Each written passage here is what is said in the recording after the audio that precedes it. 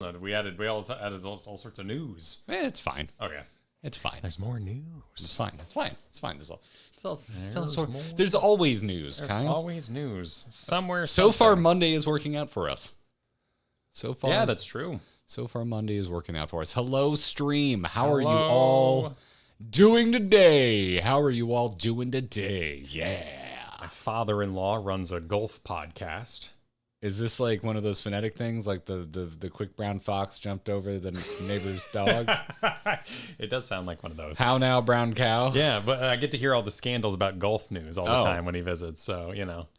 Okay, Yeah, all right. I get to know all about it. Is there golf scandal in Yeah, that? of course. Oh, yes, absolutely. What is the golf scandal? I'm going to tell you about it today. Okay. Probably. On the show, it's proper? Yeah. Is it actually that interesting? Probably not. But, you know.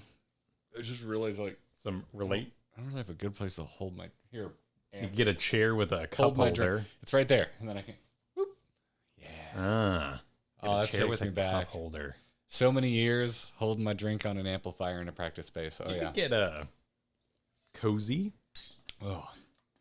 All right. The balloons are alive. Only what is that? Teflon? What is that material? I think it's Teflon. I would believe you if you said that. I think that's Teflon. Those types of balloons will easily last like a week, if not 3. So if you noticed, all the other balloons are gone because they didn't last the night. They were dead by the time you left. Well, you know, blame Disney. That is fair. They probably, siphoned in some air. There is, in fact, we are running out of helium. It is a finite resource, and we are running out of it. Mylar. That's what that is. The Mylar balloon. Does the sun? No, the sun burns hydrogen, turns into helium. I don't know. Yes. I don't know. You were trying to teach me about bronze the other day, and I was just like, I'm good. Yeah. And alloys. Yeah. Not to be confused with the character from that game I've never played. Aloy? Aloy? Isn't it Aloy? Aloy is the character from Horizon Word Soup? Oh, Zero Dawn? Yeah. Yeah. The most... But you and I both, we don't like picking up that much crap either. No. Like, also, like, if anything, I'd rather be inverse. I'd rather be a robot fighting dinosaurs than a human fighting robot dinosaurs. I mean, the dinosaurs are cool. Yeah, but real dinosaurs are cooler. Yeah. In my opinion. True. Of all the things I want robotified, dinosaurs are like the last thing I want robotified. Yeah, no. I just never came across it. I'm also not a big bow guy. Although maybe I should try it because The Last of Us 2 sold me on bows. The Last of Us 2 is one of the most satisfying bow and arrows I've ever experienced. Which is like what I would call the opposite of Ragnarok, which is the most unsatisfying bow and arrow I've ever experienced. I like bows. I'm good at arc. I like arcing in games. It's interesting because I love bows in any sort of fantasy. Like if I'm playing D&D, I usually am drawn to Archer first. Although these days I feel like I'm more of a Barbarian player. But growing up, Barbarian's just fun. Night Elf Hunter, that was my first WoW character. Played Ranger in Guild Wars 1. I think that was a Ranger. Yeah, I played Ranger. Yeah. I had a Legolas complex. I really liked Legolas, and Lord of the Rings was my first foray into traditional fantasy because I didn't grow up reading Lord of the Rings or playing D&D. So, yeah, I'm a bow guy, but I don't love bows and games all that much. Fair. And until Last of Us 2, because it had a good impact when the bow would hit somebody. And then when you get the explosive arrows, it's some of the best gibs I've seen in a game since like the heyday of 90s violent PC games. The way a body blows apart in Last of Us 2 when you use like the dynamite arrows, it's just hilarious and gross. Oh, sure. I mean, they like cry over dogs and crap in that game. You know, it makes you feel bad. Last of Us 2. It does, but towards the end when they, you know, there's a part towards the end where you're going through a base and the baddies have like chained up infected as part of their security measures. Ooh. Yeah. If you haven't beaten Last of Us 2. No, I've looked up all the bosses. I didn't have a PlayStation 5 when it came out, and then like a year after. Yeah, I'm in the camp of it's good. I know it can be a sore subject for a lot of people. Oh no. But I enjoy The Last of Us 2. And the thing I get bummed about it. This is pre-show, everybody. Hi, we're not doing the podcast. I get annoyed with the hate for Last of Us 2 because it's strictly just placed on the story. Which I do like the story in Last of Us 2. I actually think it's pretty damn solid. But no, it all of the improvements in gameplay just got swept under the rug. It plays very well. It is an exceptionally tight game. And no one talks about it because everyone's just like, meh, Joel's sad. Well, I'm Joel sad. But that's the easy part. You know, that's right. That's the easy part to be mad about. Right. It takes information. I went on a Twitter rant over the holiday break, and it hit me that it copy paste my feelings about Alien 3. We all wanted more aliens. We all wanted more Joel. We didn't get that, but we still got a pretty rad product that is as grim dark as that universe should be. I wanted more Hicks. I wanted more Joel. I didn't get more Hicks. I didn't get more Joel. I wanted more Firefly. But I did get stories that made sense for the world they're being told. But the Firefly movie did give me what I wanted, though. Oh, the Firefly movie is fantastic. Because I wanted fantastic. the Ravagers. Yes. Yes. Yeah. I got that basically is the Ravagers movie. Yeah. Yeah. And that's what I wanted. Yeah. And Sword Guy was neat. I like him a lot. He is. He's a good actor, too. He's a good character actor. He pops up in a lot of TV. He's a solid dude. I really like him. Yeah. But with Zero Dawn, there's a clashing of aesthetics there that is purposeful. Yep. That instantly makes me go, I've seen it. Yes. And it's so weird because I haven't. No. And I have no doubt that it goes places and there's mysteries and why are the dinosaurs robots But I remember seeing the trailer for the second one. I'm like, this just looks like the first one. Yeah. Like nothing other than the swimming looked good, but I don't like swimming in games usually. It was made on that weird edge of procedurally generated mouths, so there's a lot of like standing still going on. Here, it's a classic overly specific Kyle thing. That's true. All right, here we go. Yes. Procedurally generated mouths. Yeah, there's just a lot of standing. Like when we watched, what was Avowed? Avowed, yeah, the other week. Like when that guy was just standing there talking for a long time. Like that didn't capture me like Baldur's Gate did. Well, it's more on the Bethesda side of things, but it's at least better than Bethesda usually does. Yeah. So. No, but I've been wrong. I've been wrong tons of times. Yeah. I've been wrong about Free Ren. I've been wrong about Castlevania. Yep. I was wrong about Mario Sunshine, I guess. That's a beloved game that I was like, that's one I still ew. I still am like gross, and I haven't gone to prove myself wrong. Yeah. Now Mario Sunshine is a really well-designed game.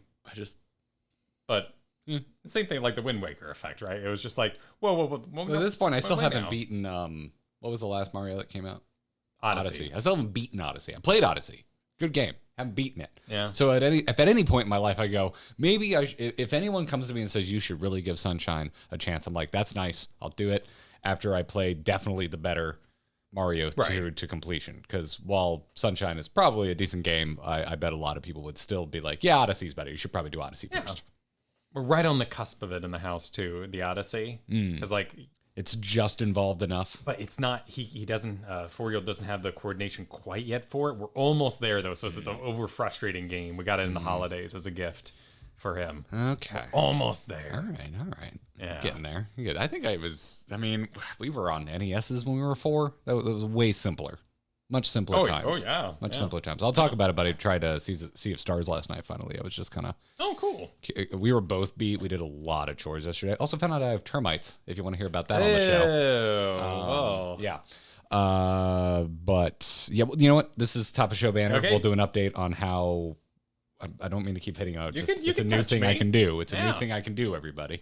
Also, I mounted a 40-inch television right here. So we remember last week, everybody, when we kept looking away from you to see what you were saying? You're large and in charge right there. So we can see what you're saying. Hooray. Yeah. I don't know why I'm doing a thing. Because we got one brain cell left, man. Like, dude, we're both... I hung noise reducing drapes and put up this massive TV stand minutes before we hit go live here. Yeah. So yeah, I know it's a little fluffy, but I'm actually really happy that I managed this much with my hair today. So that's what we're doing. Garrett and Kyle are sharing a brain cell. Yep. So you're going to see me. This is just for the pre-show, folks. If you want it, the behind the scenes, if you see me going back and forth between this laptop in front of me and this crappy keyboard with a built-in trackpad, that's because this is on the big PC that does all the stream things, including handles you on the television. This is just for my show notes. And Kyle and I are going to share it. Give myself esports fists I'm going to zoom in a little bit. I got some nice lighting on my arms. I'm so disappointed in my arms right now, man. I'm always disappointed in my arms. I know. Thank you very much. That's rather presumptuous.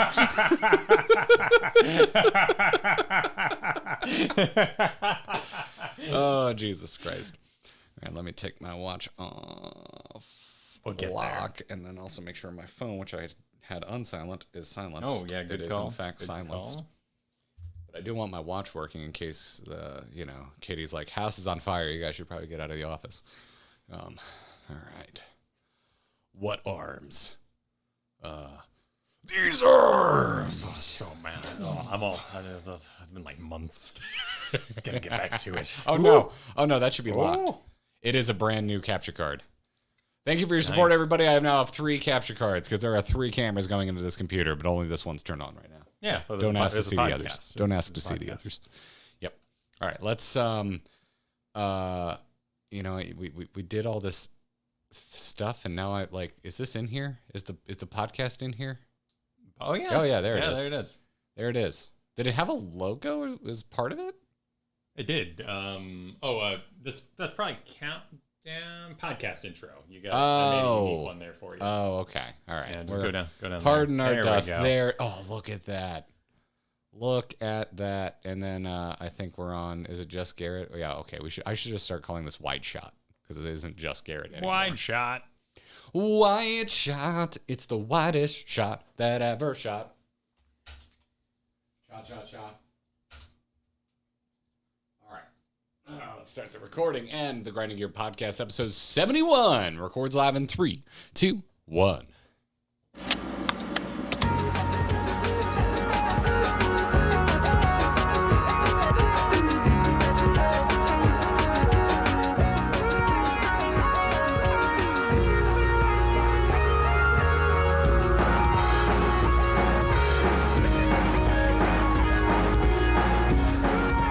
It's time to grind through the week. It's the Grinding Gear Podcast. I'm Garrett. He's Kyle.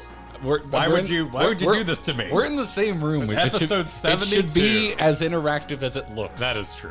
It should be as interactive as it looks. But then, that's true. Yes. Also, it's more fun when I don't warn you about things. Well, when we get to guests, though, because you blaze past me, so I can go hello in the background. We can get right to the guest introduction, so that works out. So I think that's kind of been smoothed out. Yep. The whole situation. So we'll work on it. We'll talk about it. Yeah. We're both working at minimum capacity today. Minimum capacity. My pod arrived, so I have my stuff. Behold.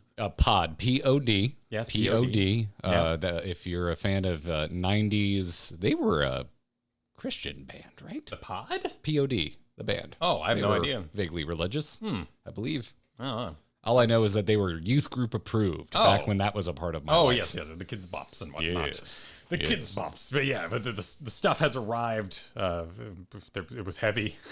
There were shelves, and Studio K is coming along great for tomorrow's MSQ stream. So nice. It's all come together. But woo, it is. Yeah, we're gonna being here. We're gonna try. We have a Tuesday and a Thursday stream this week. If you're a Final Fantasy XIV fan, we have 2 more MSQ streams planned this week, and we're gonna try doing them from your place, so that you can take a break from driving to me. Oh yeah.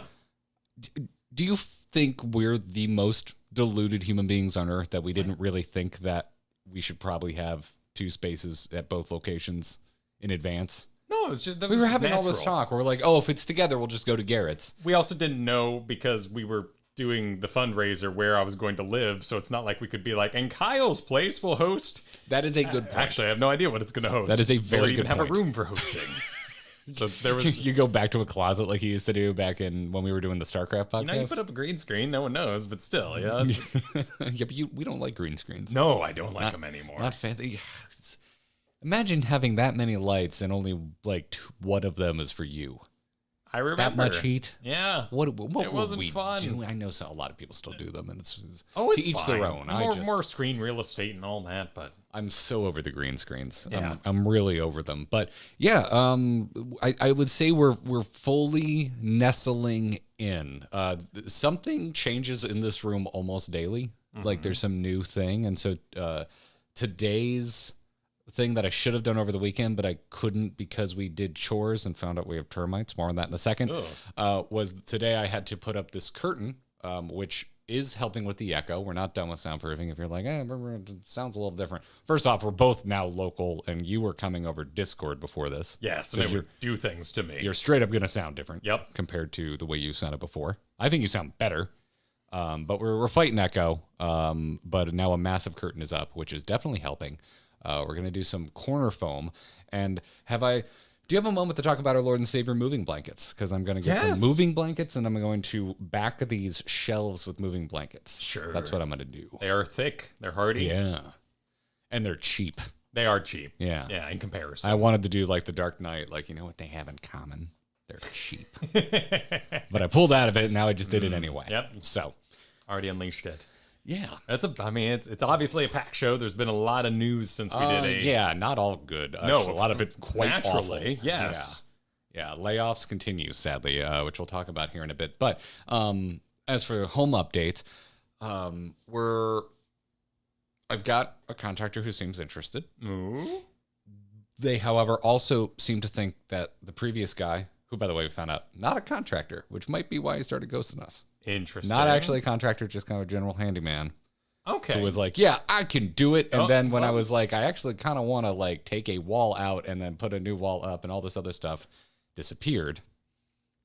Turns out, not actually a contractor. Got a new contractor guy on, and he seems to think the other guy was off his rocker with how much it was going to cost to properly turn that what is a sunroom, for those of you who are in the know with how homes are built in Florida, into a proper studio space. It seems like the budget's way off. In the wrong direction. It's going to be way more expensive. So we have he was going to wing it. We have a plan B. There is another bedroom in this house. Yes. And so we think we might just put a door in that bedroom, which will solve one of the two major reasons we wanted to use the sunroom, which was you could come in and out without disturbing the dogs. Yes. Yeah. So we're working on it. Invading the home in general. We're working on it. Yeah, no, that's all going wonderfully. Yes. But while we were doing other things around the home this weekend, do you know what a soffit is on a roof? Soffit. So your roof, your roof is coming off the house, and a little bit of it hangs past the wall. So the water hits a sweet jump. Well, in our case, it comes down into a gutter. Oh, okay. But the part underneath, usually it's like ventilated, and there's little holes in the metal. That's the soffit. It's like underneath the roof. Our soffit, like in one section by our garage, right over here. As a matter of fact, if we walked through this wall, we would be staring at the problem.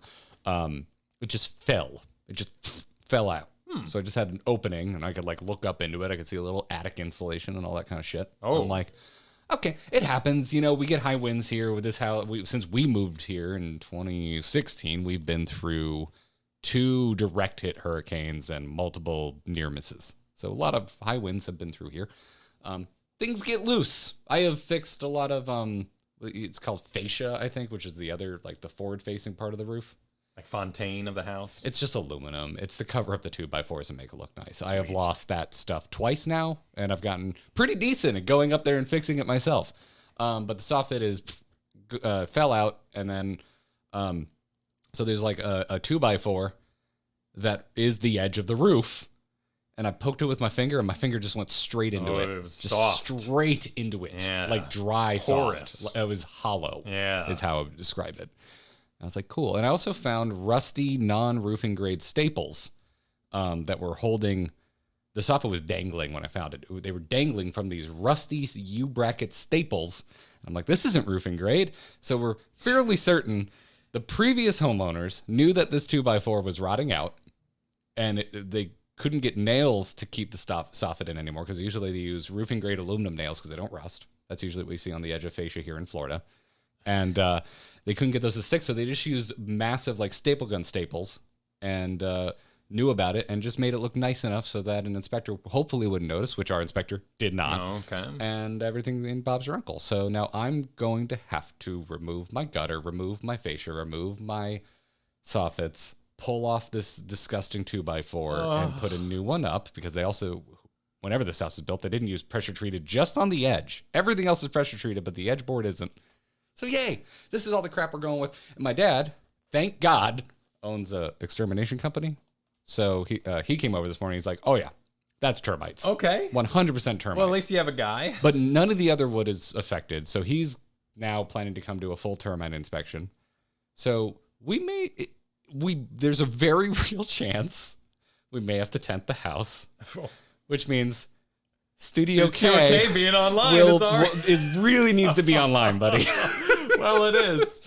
We really need it to be online. Wow. Yeah. But my dad, he was over this morning just taking a look at it. He's like, good news is just right here, they're not messing with any of the other wood, which is a good sign. Cool. But he wants to do a more thorough inspection. Well, sure. Because it could be up in the attic. They could be messing with the roof in other places. Yeah. So sweet. Hooray. That's my panic this morning. How's your panic? I mean, mine was pretty, actually, my folks came in and my mom was amazing. She played monster trucks for 6+ hours. My dad built shelves and carried things up my stairs. Oh, over the weekend? Yeah. Oh, shit. I don't know. We didn't talk at all this weekend. No. This is the least I've heard from you since you got here. Well, my stuff arrived. Yeah. Yeah. I figured as much. Yeah, no, so it was... And I was... yesterday, I meant to text you and see if you needed some help, and then I noticed the soffit was dangling. Yeah, then you needed help. And then that became my thing, and I was like, you know what, if Kyle really needs help, he'll ask. I'm doing my own thing. Yeah, so it's been crazy, but the boys are overjoyed to have their toys and books back. It's that's rad, man. To really sum it up, I bought Total War Warhammer 3, excuse me, as a treat for myself. And I'm like, oh man, I'm gonna relax. Here we go. Fired it up. 20 minutes in. I'm too freaking tired for this. I don't got time for this. I gotta build Studio K. Returned it to Steam. Oh my word. Yep. Well. Also, it's sad because they added all the Chaos peoples. You got your Nurgles, you got your Slaaneshes. Yep. All in one go. Mm-hmm. So when everyone's special... Nobody's special. Exactly. You gotta... What you do is... You get a... Wait, hold on. Is your concern that it's choice paralysis? You can play all the little weirdos that you want? No. That they're all out in the same game is the problem. I don't want to be Slaanesh fighting Nurgles.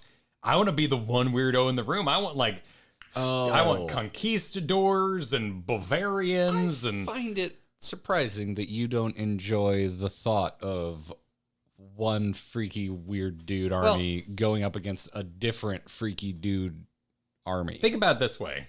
If I have a gauze rifle, a horrible disintegrator ray, and I fire it at a human and it melts them layer by layer, my brain goes, oh yeah, skin, bones, gross. There was meat in there, you know what I mean? Viscera. Yeah, muscle's the one I was trying to remember.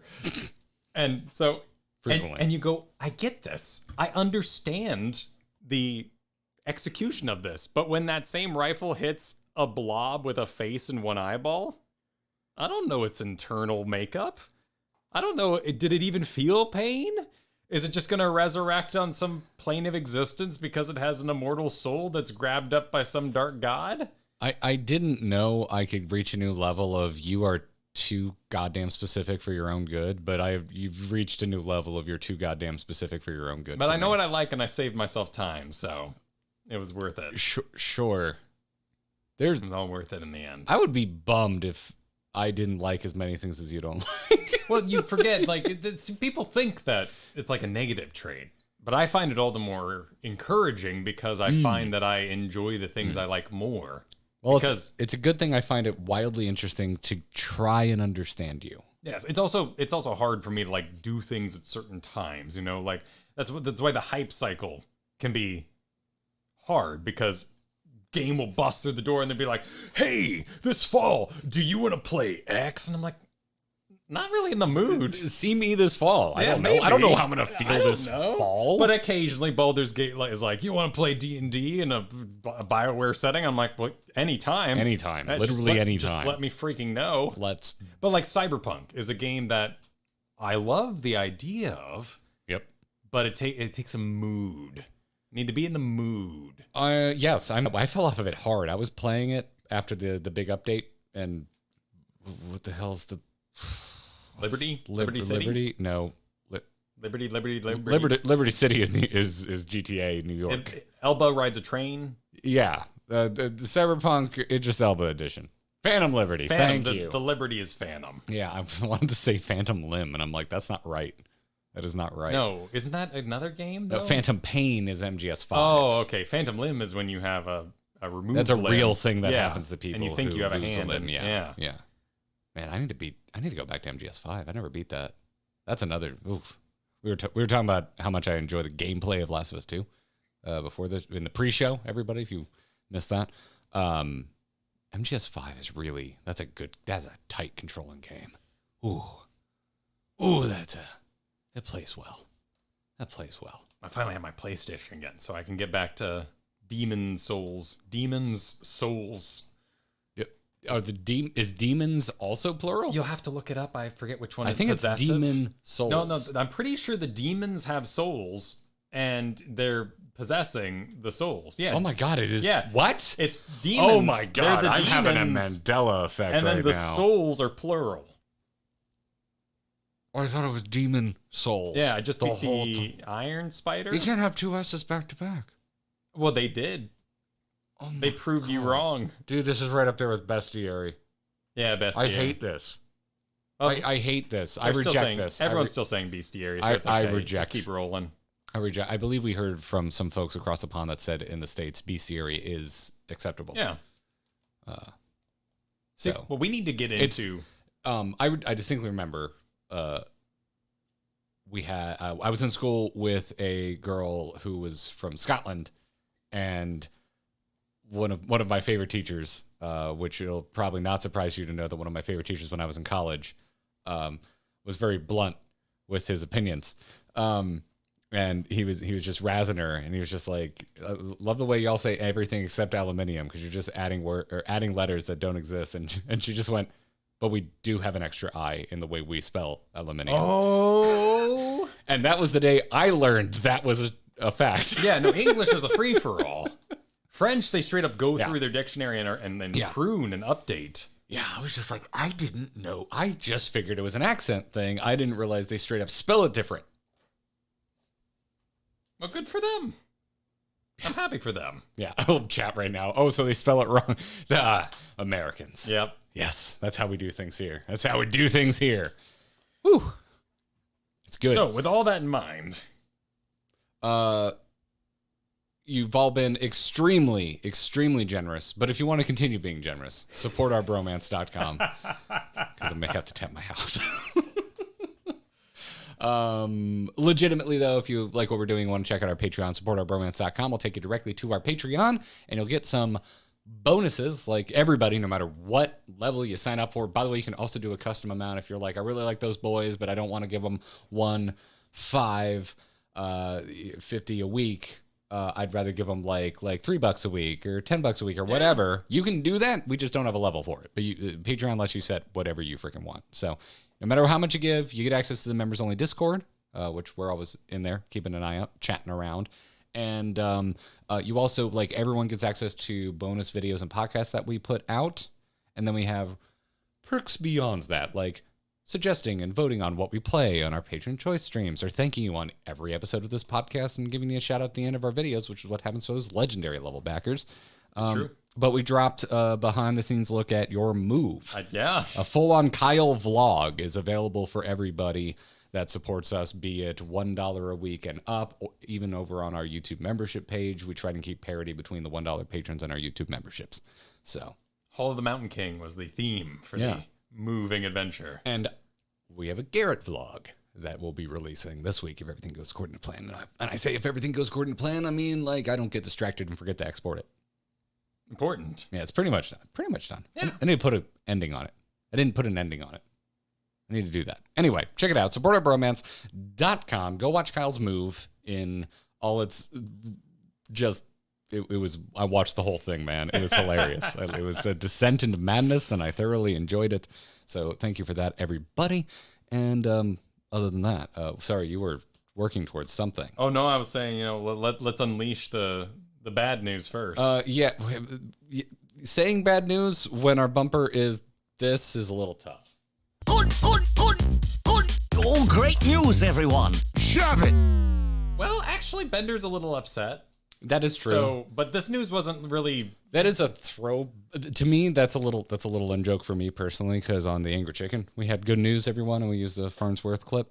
So I to me, it's just a little ode to my past. Yeah. When Hearthstone really sucked, like when it was in the throes of some truly awful meta, I was mad enough that I got the Farnsworth bad news, everyone, and I used that. Even ended up hearing from one of my buddies at Blizzard was like, that was kind of mean, dude. Oh, no. So I stopped using it as much, but this week I kind of feel like probably should have dug that out of a hard drive somewhere. Because I think Bender disagrees, though. I can't think of anything outside of comments that has tried to shine this in a positive light. What? What are we getting into first? Because it's a lot of layoffs. Yeah, no, that's what I'm saying. It just continues. Like there's no like this is a positive for the industry. No, the only part of this that I would say is objectively entertaining are the people I follow on Twitter that sadly were laid off and have a phenomenal sense of humor about it. I sadly cannot remember the Blizzard employee that was responsible for this, but someone on the Overwatch team tweeted, and this was my last Slack message, and they had a screenshot from their Slack channel, their official Blizzard Entertainment Slack, that said, "I'm just glad I could be valuable to the shareholders." And the next message was, "Your Slack account has been disconnected." Oh my god! And if that isn't real king shit, I don't know what is. Well, it is, because Candy Crush is owned by King, so it all works out. I hate you yeah. for reminding me. None of that matters now because they're owned by Microsoft. They're all and yes. A is now just A, B is now just B, K is now just K. They are no longer a ABK conglomerate. They're like, do we even say autonomous? Like, but like Blizzard's no longer answering to Activision. They're answering to Microsoft. Right. Oh yeah, that's right. Yeah. So thinking that as ABK is kind of pointless now because that's just no longer the case. But that's old news now. Apparently, there's new news. Yes. Yeah, we're talking Blizzard. I guess let's talk about the Blizzard thing first, which is that last week there were a ton of layoffs at Microsoft. 1,900. Yeah, which I do believe isn't the biggest one to affect. I think Blizzard at one point had an over 3,000 people layoff that was primarily Blizzard employees. Yeah. It is remarkably difficult to go and find old articles on layoffs.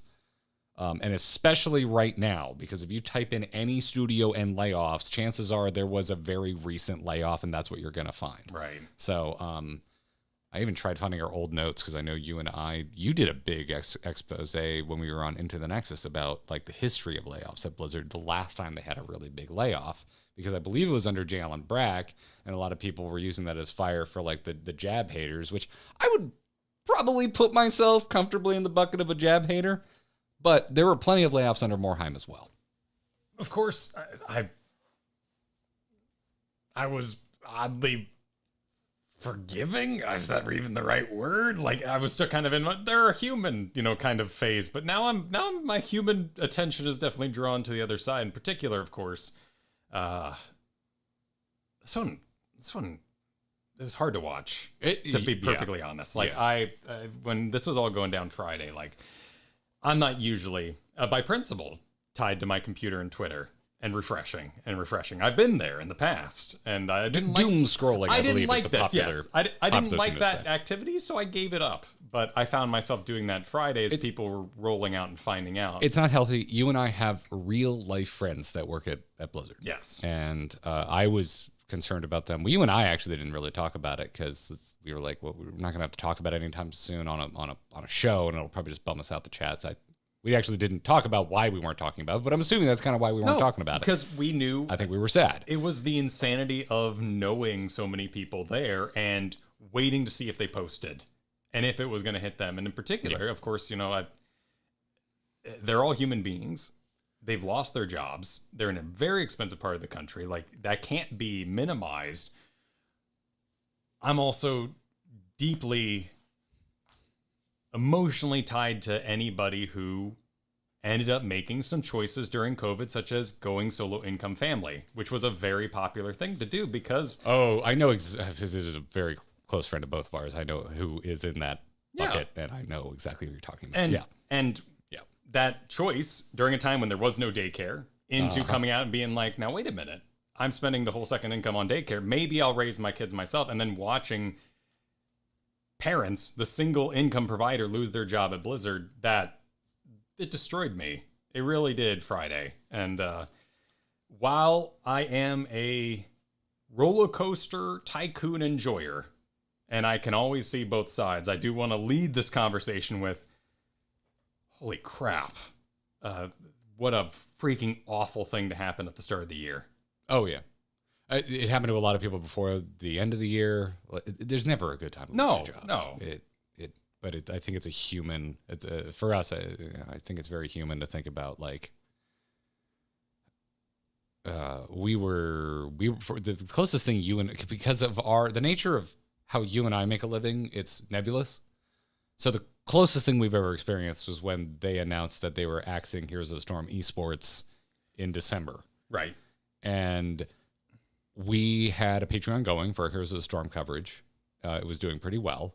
And it wasn't our first, it was technically our first Patreon together, but it wasn't our first year doing it. I think it was our third year. And we had noticed that every year on the dot, every December, our income took a dive. Holidays come, people cut costs where they can. Yeah, you clean up. Make all the sense in the world. Yep. I don't begrudge anybody. I do the same thing. So we were kind of bracing for that. Our normal bracing for, we're going to have to spend a little less, and the holidays are here. That sucks. Blizzard comes out and announces Heroes of the Storm esports, go in the way of the dodo, and you and I, we almost packed it up then and there and went and got office jobs. Like, we had the most terrifying conversations between the two of us we've ever had in terms of we were just like, oh my God, it's December. This is when people usually, stop paying us. And it basically seems like the game is dead. Thank God that didn't happen. We actually have got many more wonderful years of Heroes coverage between the two of us after that.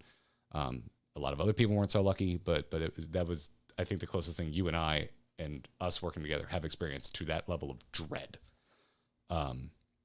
And you feel, for us, I think, you feel extra tender around the holidays. So yes. Whether it's right before it or right after, it just stings. And when you go into the science of it, my mom worked in human resources, so I got to see a lot of maneuvering growing up. And in fact, it was something I heavily considered going into for my own profession because it's DMing. And at the end of the day, it's a weird way to look at it, but I see where you're going. Think of a school seating chart. All right. And you got two best friends sitting next to each other. Let's move that person 2 seats over, maybe change their class. How excited were you to do seating assignments for your wedding? Well, it's kind of fun, and I do the same thing on my D&D table. I will, if I have a jokester, I might put them next to me because I can control them. But across from me, I'll have my co-DM, like a really heavy role player. So if I'm taking a break and looking at notes, everyone can turn and look at them. Like, there's a whole seating chart that you go through in your mind when you're laying out a table. And it's interesting. But I didn't want to deal with the emotional impact of deciding people's jobs and future, so I decided to get out of HR in that regard. But there is a reason why this happens in early February, late January. It's not tied to anything as the idea. That's the theory. Well, in this case, it's out of the way for their first earnings report that's actually going to involve Activision Blizzard and King products. So that so you had your audience. Because this is the way the world works. Yeah. This is going to be seen as a look how much money we're now saving, and look at what we're willing to do. And so you have this big holiday break. Everybody clears their brain, and when something like this happens in February, your brain says, oh, it's not because of the game that failed last fall, if there was such a game. It wasn't because of something or other that released in December. This is an organic maneuver of smart people who have planned ahead and unrelated to... we're going into conspiracy territory because that's not proven. No, that is a bona fide business strategy. But you could point to Call of Duty because it's close enough to Call of Duty. You could. It's just proximity at that point. And between the three of them, something came out close enough to it Definitely. that you could point to. No, I think my brain goes to, was this planned all along and it's hitting sooner because they were like, oh, we thought this would be closed up and we could have enjoyed at least 6 months of like, and Microsoft didn't fire anybody. Yeah. But now it's like, it's really close to the acquisition because the acquisition got strung along for so long because of all the legal concerns. And Bobby pushed it to when he was gone so that his name wasn't a part of this. So when he goes and joins some airline at that point, who cares? You know how many terrible things have been attached to that man's name? So we're in agreement on that point. And I think that one of the most important things that we can say about a modern game enjoyer is that we finally have reached a maturity that we have long enough memories.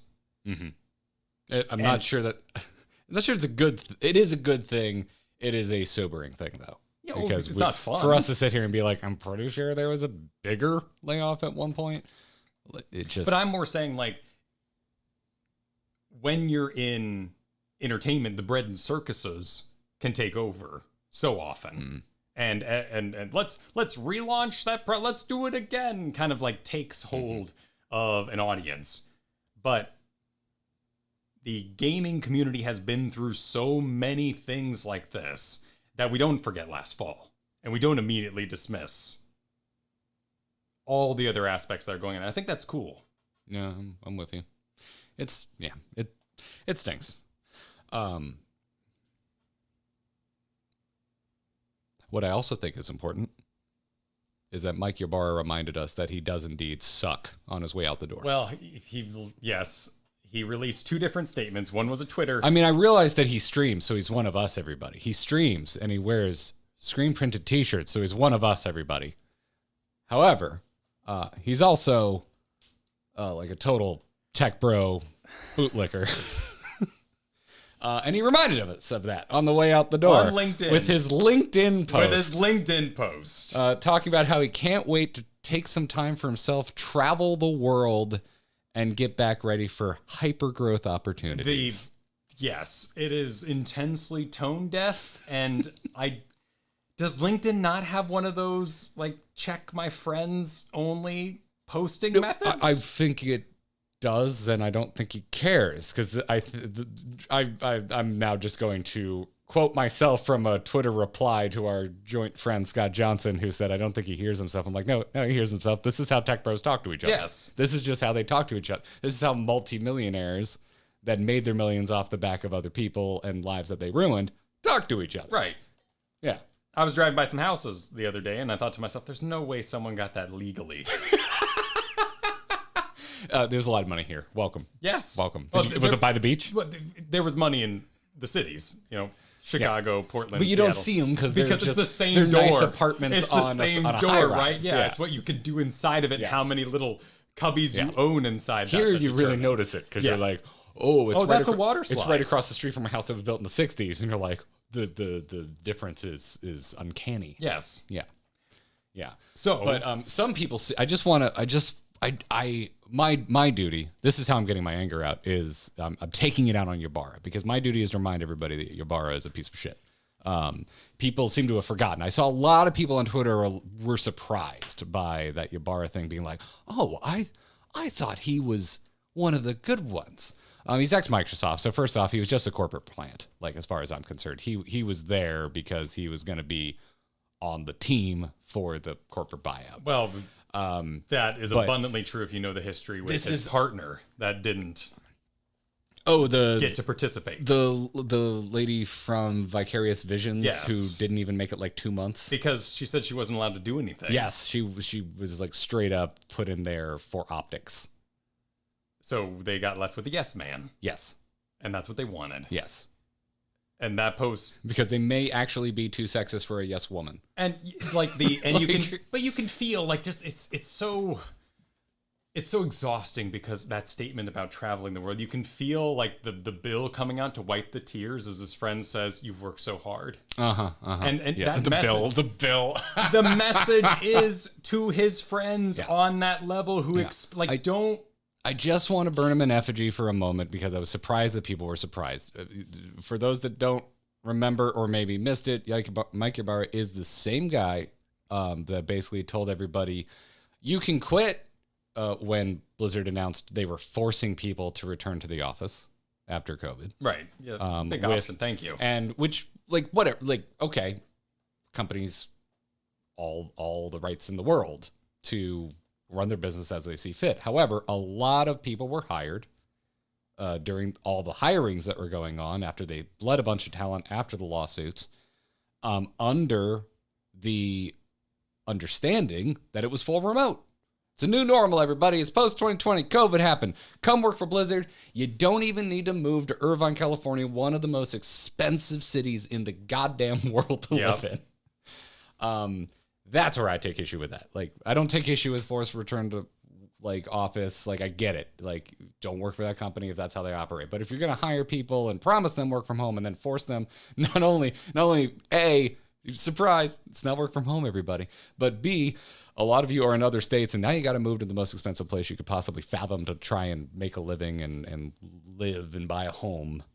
Or the reverse that happened where they said you're good to move remote, and they're like, thank goodness I'm out. That's the same Mike Ybarra. Yeah. And it's also the same Mike Ybarra who, like, looked the employees in the faces and said, don't expect to go anywhere if you're going to work for QA at Blizzard. Like, to the employees' faces in a meeting said... To the QA testers that were complaining, because there was talk of unionization. Right.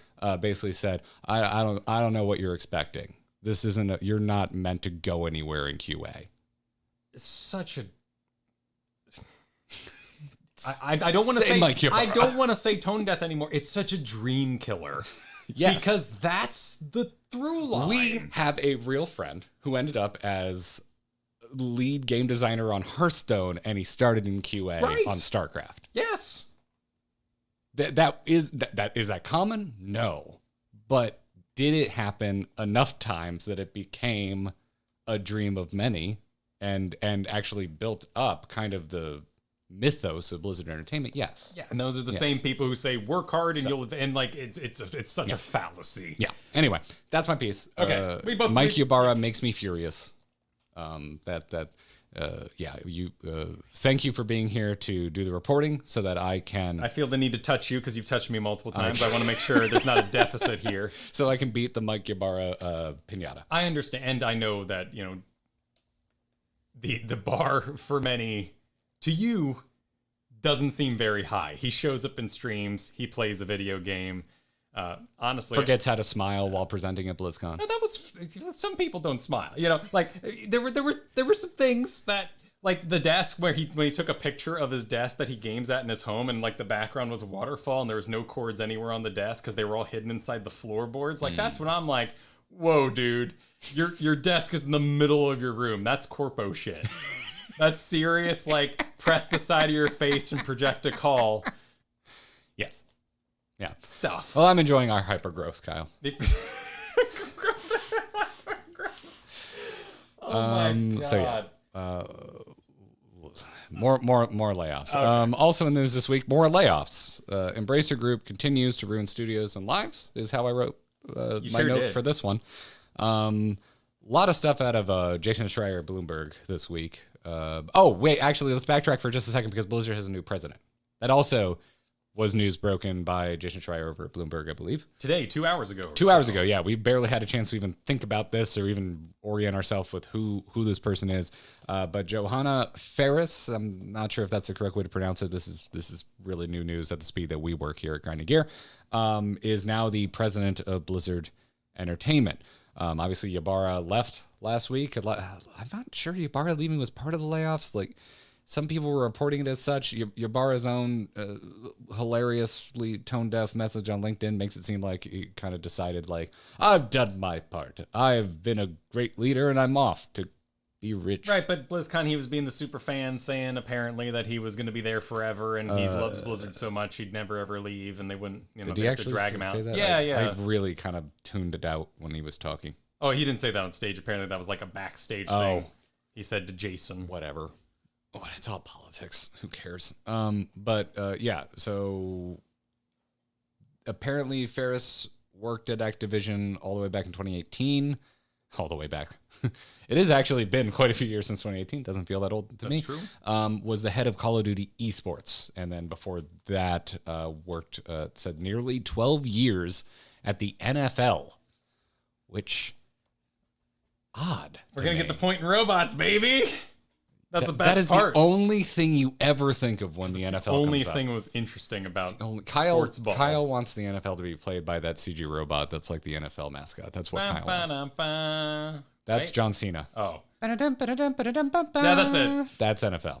We're going to get a demonetized. That's it. Well, yeah, as long as it... And then the robot would bounce a few times, grab his football.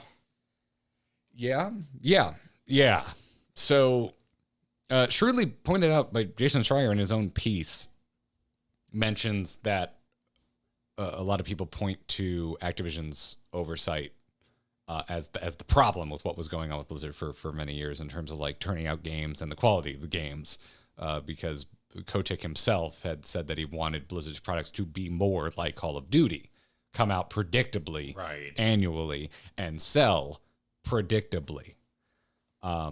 Which is why...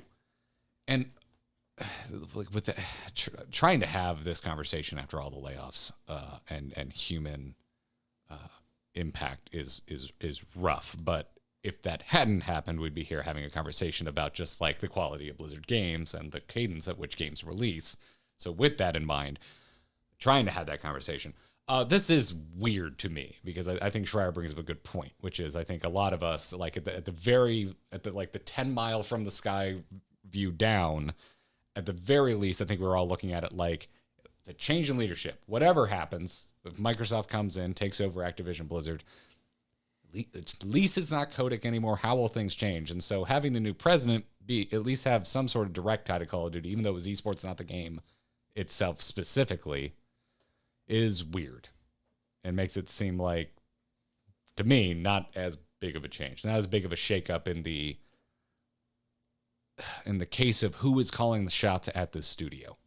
Right. And all I have on this particular individual is the comments of others, because it's speed news. I'd be happy to do a deep dive in the future. Yeah. Apparently they managed Call of Duty during the worst years. Ugh. I have no idea if that's true. And again, they manage esports. Yeah. Not all of Call of Duty. So if you don't like playing the game, I don't think Johanna Ferris had much to do with the quality of the game itself, based on this write up in Bloomberg, because that's all I know about her. I mean, really, when we're talking about the other aspects of it, like canning the survival game, that's a huge blow in just my fandom. Yeah, in general. I haven't even had like a minute to think of. I got mad for a second, and then I was just bummed about all the layoffs. Because I saw the news about which, by the way, also in the news, since we haven't mentioned here, for some reason you get your news from us, the Blizzard survival game has been canceled. That was also news that was tucked in with the layoffs. I'm not sure which one they were. Were they hoping the cancellation of the survival game would help smooth over the layoffs, or that the layoffs would help smooth over the? Well, I heard the whole team got fired. Well, there you go. So it's tied directly to it. Yeah. And I think that dialogue began because so many people were being like, oh, it's just customer service. Yep. They're going to outsource it. Yep. There's no need to double down on that. I understand why this was done. And people were saying, no. Here's a game you wanted. Mm-hmm. And here's the team that was working on it that's gone. And in particular, the blow to my fandom comes from the fact that they got old Blizzard people back to make games to kind of enter the think tank. We got a bunch of ideas out of there. And the one that survived was Rumble. And everything else is gone now. Maybe. Yeah. But certainly the survival game that seemed organic, fun. Playing it safe or playing it cynical. Because to me, Rumble is like the most cynical thing to ever come out of Blizzard Entertainment. And Diablo 4 is like one of the safest things to come out of Blizzard Entertainment. Yeah. and neither have interested me all that much. I want to like D4, but it's just fine. It's just okay. I just wanted the emotional victory of a game that's a game. I wanted them to come out with a Valheim, and I buy it, and it's never... This is, of course, madness. We already had that conversation when this was announced, and I was like, it's not going to be No, that, it's going to be Disney's Twilight Dream World. And I also don't agree with you. I wish Valheim had updates, and I know they technically had them, but they took so long to make those updates, and the first one was just new crafting. I wanted new bosses to go fight, new biomes to go explore, and the speed at which they turned it around was extremely slow, and I know it was unrealistic. It's a tiny team. But if you gave me something Valheim-esque, Valheim-adjacent, and you actually gave me enough content to kind of keep me satiated, I would have happily played Valheim still to this day, just checking in with it every week, every day, whatever. It could have easily taken an MMO slot for me, because if you remember, that was before I was playing Final Fantasy XIV. Yeah. So that's true. I was looking for my new daily game. Yep.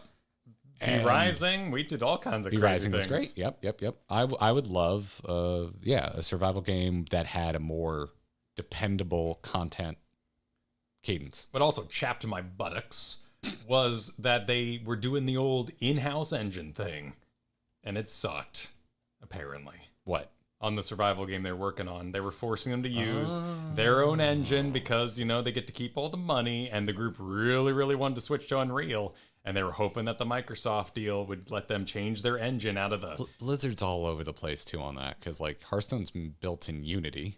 Yep.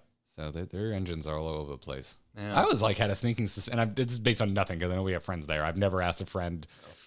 They would never tell me. But I always had sneaking suspicions that, they used something that was kind of an out-of-the-box product and, paid extra so they didn't have to advertise it or something. It was kind of speedy. It happens in cars. Yeah. Lotus, who is a small niche British car manufacturer, they're famous for making, some of the best handling cars out there. They're, up there with Porsche, but they don't make or sell nearly as many cars as Porsche. They're known for making good handling cars. They sell handling services. Other car manufacturers can come to them with a new car they're making and say, hey, sort out the handling on this and we'll pay you. They charge extra so that the car company legally doesn't have to disclose that. Ghostwriting. I did it for years. Yes. I was paid for my silence. Never trust a famous person's biography. It's not written by them. I'm just wondering how many games out there I swear I'm Unreal. Do you have a secret tier? Do you have a secret tier where people pay more? And we knew the secret back in the day with Heroes of the Storm. There would never be a map editor because they didn't pay up the bucks to the engine to have it be customizable by the fans. Yeah. It's a bummer. And then we had the Riot layoffs early last week or late the week before, which with our schedule change, embarrassingly, I forgot to even mention, where someone I am friends with in real life sadly lost his job. The Riot layoffs, that was a lot of people as well. Yeah, well, that was entirely unfocused. When I was going through that news, you couldn't really find a through line as to what they had cut, except for lore, which struck me as really weird because they had the successful TV show. They have a line. Season 2 is still moving forward. Yeah, they have a toy line coming out right now. I mean, you don't really need lore for toys. Well, if you're not, as a parent, I'm very aware of the amount of YouTubery that goes into buying a new toy or making new toys. Hot Wheels has a new Netflix show, Garrett, which was originally a YouTube channel, and it's badass. Hot Wheels makes some good-ass content on YouTube. They do math, they do science, they do inertia, and stuff like that. Oh, wait, the show that's on Netflix, is that for, hosts? Because I know they were working on a Hot Wheels show I haven't seen yet that a YouTuber I really got tapped to be a host on. Well, the real joy of the Hot Wheels show is that now the trucks fit on the tracks because they all have to be fitted for the tracks that you saw on the show. So kids buying the trucks, because trucks used to have the wheels too wide. I'm going too deep now. You're going too deep. Okay. You're losing me. But back it up. Actually, now I forgot where I was. Can you help me out? Oh, toy lines. All I was trying to say that I was hoping we would move on from was lore is not that important for toys. Or sometimes the toys start the lore, which is how we ended up with He-Man. Yes, well, all the same. Riot got rid of a lot of lore people, which seemed asinine in their current trajectory. Yeah. Well, the Blizzard thing, I've seen a lot of the questions go by, and this is a good place to insert it. I saw a lot of people be like, I heard it was mostly X, or I heard it was mostly Y in terms of who was laid off at Blizzard. And everything I can see, it was like, it seemed almost entirely at random. It didn't matter what department you were in, what game you were on, unless it was in the case of the survival game where everyone got laid off. But outside of that, it was people. People are saying that tenure didn't matter, position didn't matter, none of that mattered. That a lot of people from a lot of different departments that have been there varying lengths of time all let go.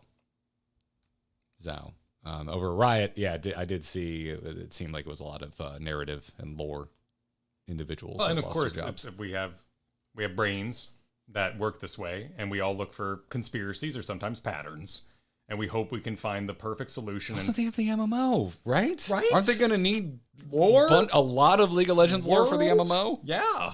You are going to have a story in your non-PvP only game, right? Right? And this is it. But I just can I wave a sad flag for a second? Yeah.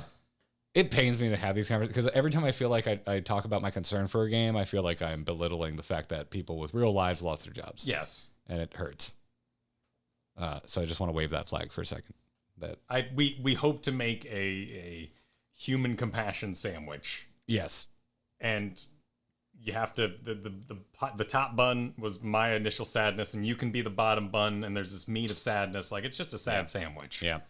Sarah, I think, jokingly mentioning replace with AI, but my brain goes there. I'm like, well, I didn't even how much of that is obviously maybe not. I don't know. Like, we have all your work. We're now loading it into ChatGPT, and it will now write our I bet it's not that clean cut, but my brain does start to go like, oh my God, how much of this is because they think they can offset workforce, but simplistically, it does seem like they just overhired back in, the post 2020 when we saw all the hiring going on during the video game boom. And some of it was studio, a lot of it was new hire. Like, we saw a lot of Blizzard people leave of Riot,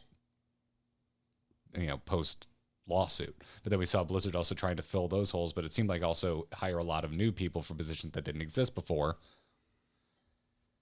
And there's a lot of overhiring going on across the entire industry.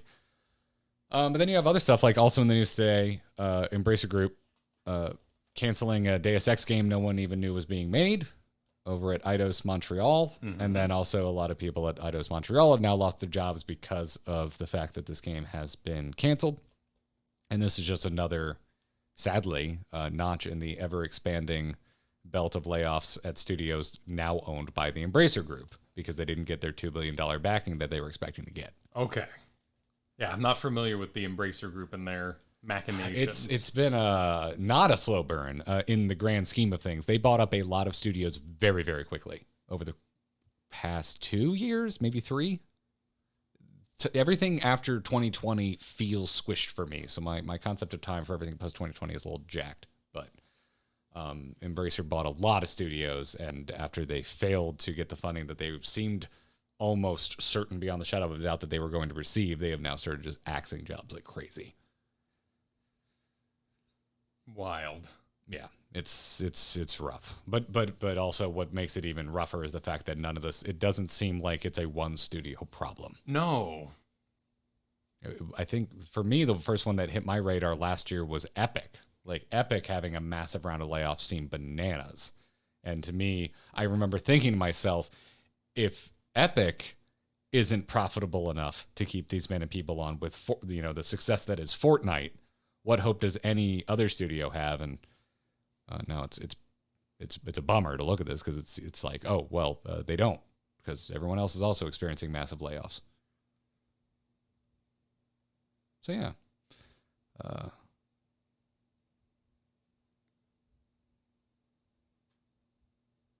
There's no bow to put on it. No, there is. And there's nothing. And it's ongoing. That's nothing. It goes back to my feelings around when we did the Game Awards coverage. It was like, oh man, what a great year for games. Holy shit, games look great, but what a dog shit year to be someone that makes games. Yeah. Oh, okay. All right, so is the sandwich? Is the bummer sandwich over? Oh yeah, we can get into what could be funny if I wasn't also bracing and being afraid of more people losing their job. What would have been a fun thing to chuckle fuck about today? Would have been the fact that Rocksteady launched Suicide Squad early for people that paid extra for the early access and then had to immediately turn it off because people that had access to that early access found that they already had the achievement for completing the game. It just got in and was like, thanks for beating the game. So that was a bug. And so they immediately turned off early access. Oh, my heart. Okay. Yeah. That sounds okay. Yeah. It's something we probably would have led the show with and been like, this is hilarious. That's fun. This is what you get for your dumb pay extra money to play our game early shit that everyone's pulling. Yes. Because we're adding value to the pre-orders.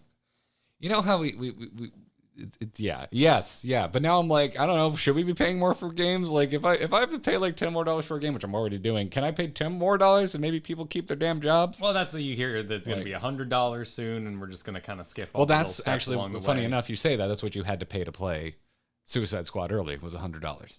Okay. Rocksteady, what else have they made? All the good Batman Arkham games.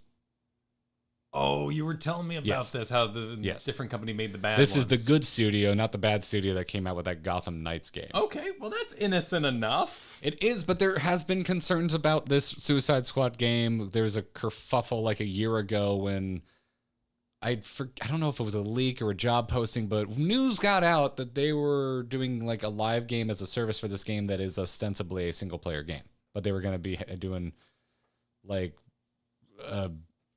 freaking costumes and pay for this season of unlockables in a single player game. And Rocksteady's been doing a lot in their power to kind of walk that back, reset expectations, but here people are going to finally get to play the game in early access, and we're going to see just how bad any of that shit is, and then there's a silly bug, and they have to turn it off. And that's happening today. I don't know at the time of recording this if it's back online or not. Maybe, hey, anyone here got $100 that you threw at Rocksteady? Can you tell us if you can play Suicide Squad yet? I actually do want to play this game because I am a Suicide Squad fan, and I'm a Rocksteady fan. I do think we're all collectively experiencing a little bit of Suicide Squad burnout. Well, yeah, it's the darling, and it just keeps being a darling, and it's weird. They haven't really screwed it up yet. The worst thing, I think, was the first movie, which I still kind of like a little bit. It's not perfect. The one with the weird Joker? Yes. Okay. Yeah, with Jared Leto's Joker, which everybody, myself included, hates. Okay. I think there's probably like 3 people out there who are like, that's a strong word, hate. 30 Seconds to Mars fans and love everything Jared Leto does and are like, yeah, he's lead singer 30 Seconds to Mars. Yeah. But that was the one where he apparently was like mailing people horrible things. Right, he was in character, quote unquote. Yeah, he seems like he's a horrible person to be around. Yeah. But he sometimes is a good actor, and I do think he's a surprisingly good frontman for a rock band. But he's a weird guy. So then we did it again with sharks and more Harley Quinn. Yeah, that was better. So we got the other, and because one is Suicide Squad and one is the Suicide Squad, so they're really easy to tell apart. Oh my God, really? Yes, yeah. Okay. With most of the same cast, Will Smith didn't return. Spoiler alert: they kill off a lot of the original cast in the opening minutes of the movie. If you haven't seen, that's what's his name, James Gunn, who did Guardians of the Galaxy. Yeah, I love that movie. His Suicide Squad movie freaking rips. It's great. It's a great movie. So he opened it by killing all the characters? A lot of them die in the opening sequence, yeah. Wow. Yeah. So it was the so-and-so is not willing to come back effect, but instead it was a little bit. He the palate. He kills characters who did come back. Will Smith didn't come back and just doesn't show up in the movie. So, yeah. But I like that movie quite a bit. You might like it too because it's got a weird monster at the end. I do like the weird monsters. A really weird monster. Okay. Then there's a Harley Quinn cartoon on HBO, which I think is a delight. I think it's legitimately hilarious. The one with the clay face I enjoy? Yes, who talks like an actor? Yeah. Does the Matt Berry kind of thing. Yes, that kind of a thing. And like then they have Ron Funches as King Shark, and it's the best casting ever. Yeah, I've seen clips of it. Yeah. Looks enjoyable. Yeah, Ron Funches is one of my favorite comedians, and getting him for King Shark is just inspired. Truly inspired. Anyway, I'm not burnt out on it, but I do feel that society as a whole is burning out on Suicide Squad. Well, it's such a darling, and it's kind of like it's gonna save the MCU, but it's the DCU. Yeah, and the DCU is now over, and they're restarting with James Gunn leading the whole thing. He's now who's the guy for Marvel? Looks at chat. Who's the guy from Marvel? Who's the guy that runs all the Marvel stuff? Kevin Feige. I beat chat to it. I'm surprised you didn't go with the Star Wars guy that you like so much. I don't have a Star Wars guy that I like that much. Well, you like the Mandalorian? Oh, Dave Filoni. Yeah, I do like Dave Filoni. You like Dave Filoni. Yeah, I do like Dave Filoni. I thought you were talking about J.J. Abrams. I'm like, I don't trust J.J. Abrams. J.J. Abrams loves starting things. Yeah. That man has no interest in finishing anything. He really is. Yeah, he loves starting things. The whole episode. That man probably has 12 half-built IKEA desks in his home. Yeah. Yeah. It is fun to do. But it is dangerous. The mystery box is dangerous stuff. Yeah. Not even once. Don't even do it, kids. Yeah. And he had an out with Star Trek rebooting. His first Star Trek movie didn't set up a bunch of mystery box bullshit. It was a perfectly fine standalone movie, and then he came back for a sequel and somehow still found a way to ruin it. Well, some of those are weird, man. Yeah, and we're getting lost in the weeds now. Okay. Though, however, so anyway, that was the thing. That was the thing with the Suicide Squad game. I don't know. We'll see what happens with that. I'm still cautiously optimistic that it's a good return to form for Rocksteady because I miss those Arkham games, and I would like more games like that. And then an update to, we talked a lot about Palworld last Monday. We sure Kyle. did. Y'all still playing Palworld? I'm surprised to see it's still bringing in the views on streaming. I figured it would have petered off a little bit by now. I noticed a lot of the streamers that mainlined it have already kind of more or less beaten it, done all the major things there are to do in that game. Kind of like how you and I, when we picked up Valheim, we're like, our goal is to beat all the bosses. And when we beat all the bosses, we're done with this game. And we beat all the bosses, and we were done with the game. There are a finite number of bosses in Palworld. It's also got Game Pass, so, investment's not high. You don't have to get that true. $1 per hour feeling. I I didn't know it was on Game Pass. Oh, so I bought it. It's only $23, I think. 24? Whatever. It's under $30. So it's not a massive investment. It's actually a lot of work to get a gun. Yes. It's like I've deep in the game. barely just started to get gun tech, and it's only for my pals. I don't myself have a gun Yeah, yet. false advertising. But my squirrel chipmunk dude has an Uzi. It's like 5 damage a shot. I mean, granted, there's a lot of 5s that fly, but it's still tiny. Mm-hmm. The Game Pass version is behind on version? Oh, I didn't know that. Thanks for informing me, Doss. Shout out to the chat. Letting us know. Yeah, I saw Jesse was playing. Yeah, Jesse, our buddy Jesse's still playing it. Okay. I want to play with you really things. freaking bad. So if you, if I know everything's crazy because you're, barely getting your space together so that we can stream from it tomorrow. But maybe if you want to do a remote stream on Friday or something, I could be talked into it. Okay. Just saying. I would enjoy playing some video games for sure. Just saying. I could do it. I could get into that. But anyway, Palworld update. Nintendo is, quote, looking into it. Good. They're looking into it. Would you like to hear the official response from Nintendo? Because it's only one paragraph. Please. Everyone listening has already heard this, but Kyle dadded and moved all weekend. I watched Yu-Gi-Oh! GX. Nice. I started rewatching the Netflix Daredevil series over the weekend. You like that? That's I good. do. But I haven't revisited it since its original airing. So. Oh, and I watched so many Wes Hammer videos. Oh, I thought you were going to say Wes Anderson movies. No, Wes Hammer's he's really good. He doesn't use the same words in a row. Okay. And he does Warhammer lore. All right. So I learned all about the Eldar. Nice. A little bit about the Tyranids, but I already knew most of it. Of course you did. Yeah. Of course you did. Anyway, here's the official update or statement from Nintendo regarding game released in January 2024, because they didn't mention it by name. Wow. So it was titled Inquiries Regarding Other Companies' Games, because this many people who think Nintendo can't defend themselves went, Nintendo, have you heard about the game that's scaring me? Well, they won't make a 2 if people don't like it enough. It's like Peter Pan and saving Tinkerbell. You got no, it's the other way around. It's people defending Pokemon's honor. Nintendo, the most litigious company in the world, need other people to tell them to sue people. I'm saying that if you don't defend them, they won't give you a Switch 2. Oh, wait, what? Because they won't make enough of them. Is that where you're going from with this? I just thought it was, to me, it's the wildest company to feel like you need to be their legal champion. Well, they're just going to do what they do anyway. They don't even care what your opinion is. They'll freaking come into your house and take your ROMs by force. Yeah. Like, that's the level Nintendo's on. But yeah, which is hilarious considering every time I try and play a Nintendo game, I'm convinced they don't actually know how the internet works. But true. Anyway, inquiries regarding other companies' games. They said, we have received many inquiries regarding another company's game released in January 2024. Don't mention the game name. We have not granted any permission for the use of Pokemon intellectual property or assets in that game. We intend to investigate and take appropriate measures to address any acts that infringe on intellectual property rights related to the Pokemon. We will continue to cherish and nurture each and every Pokemon and its world and work to bring the world together through Pokemon in the future. Signed, the Pokemon Company. Okay.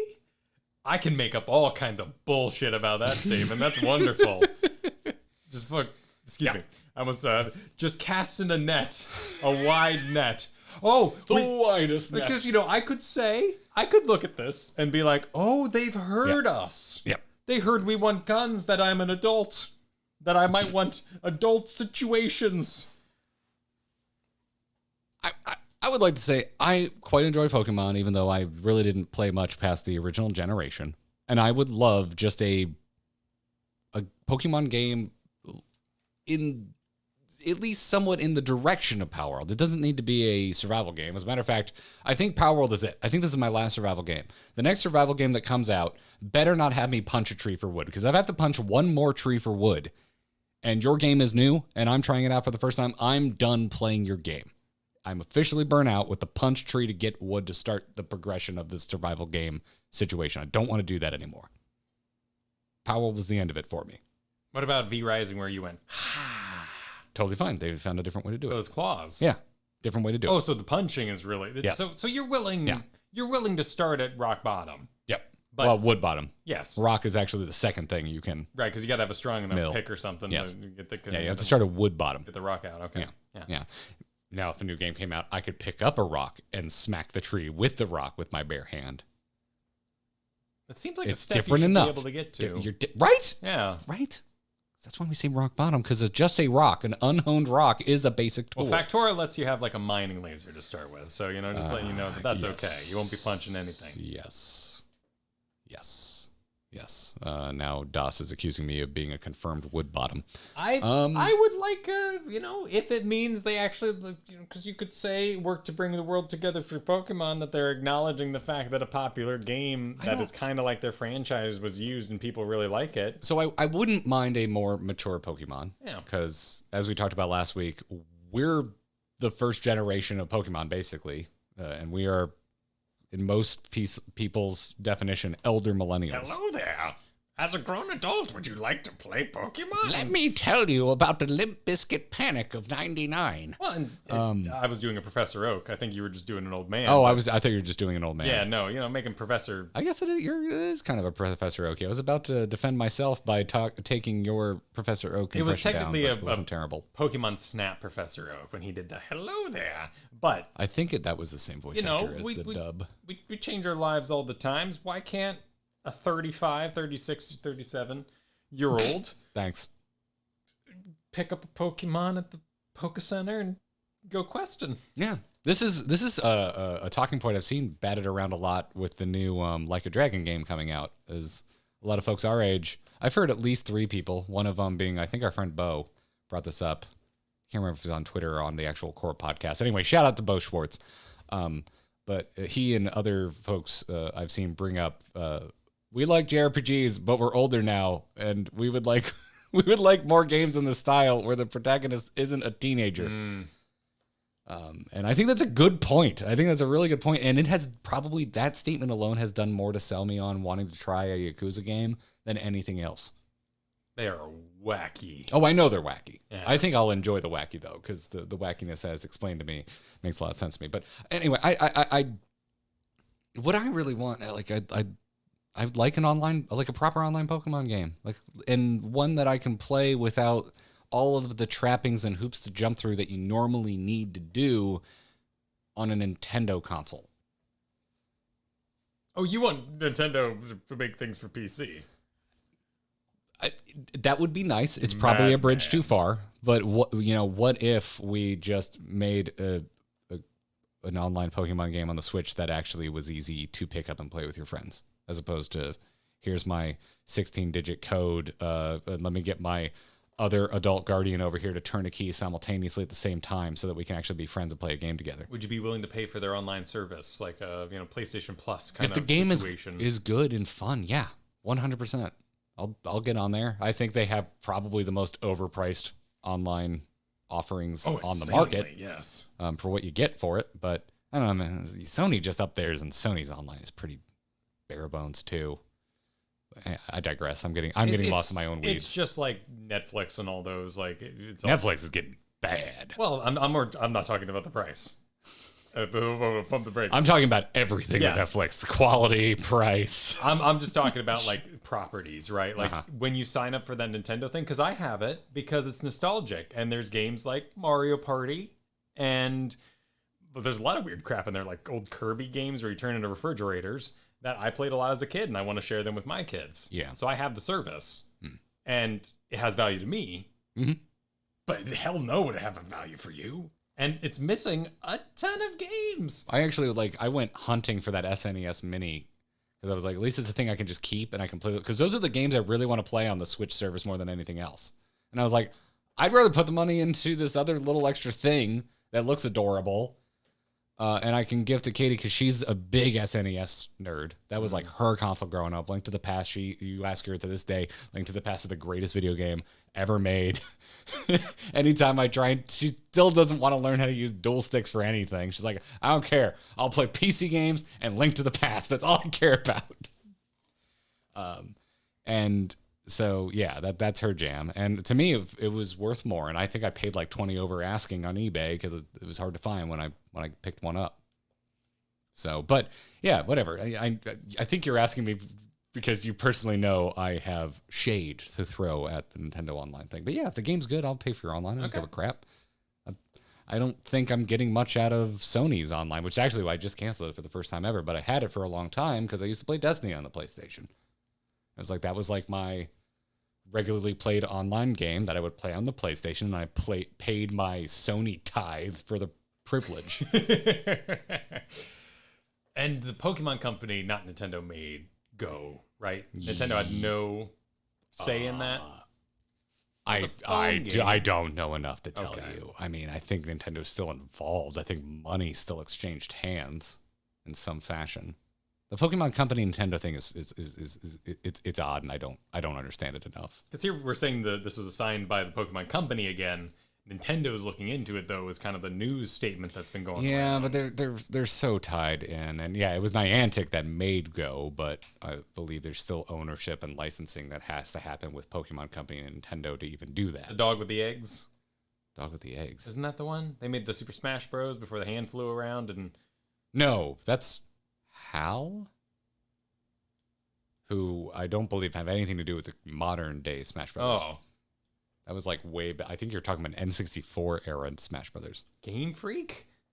HAL Laboratories. Yeah, there's a lot of fingers in those Game pies. Freak was the Game Boy Nintendo games. I think there's some I don't know. You're asking me things that I don't know without researching. Okay.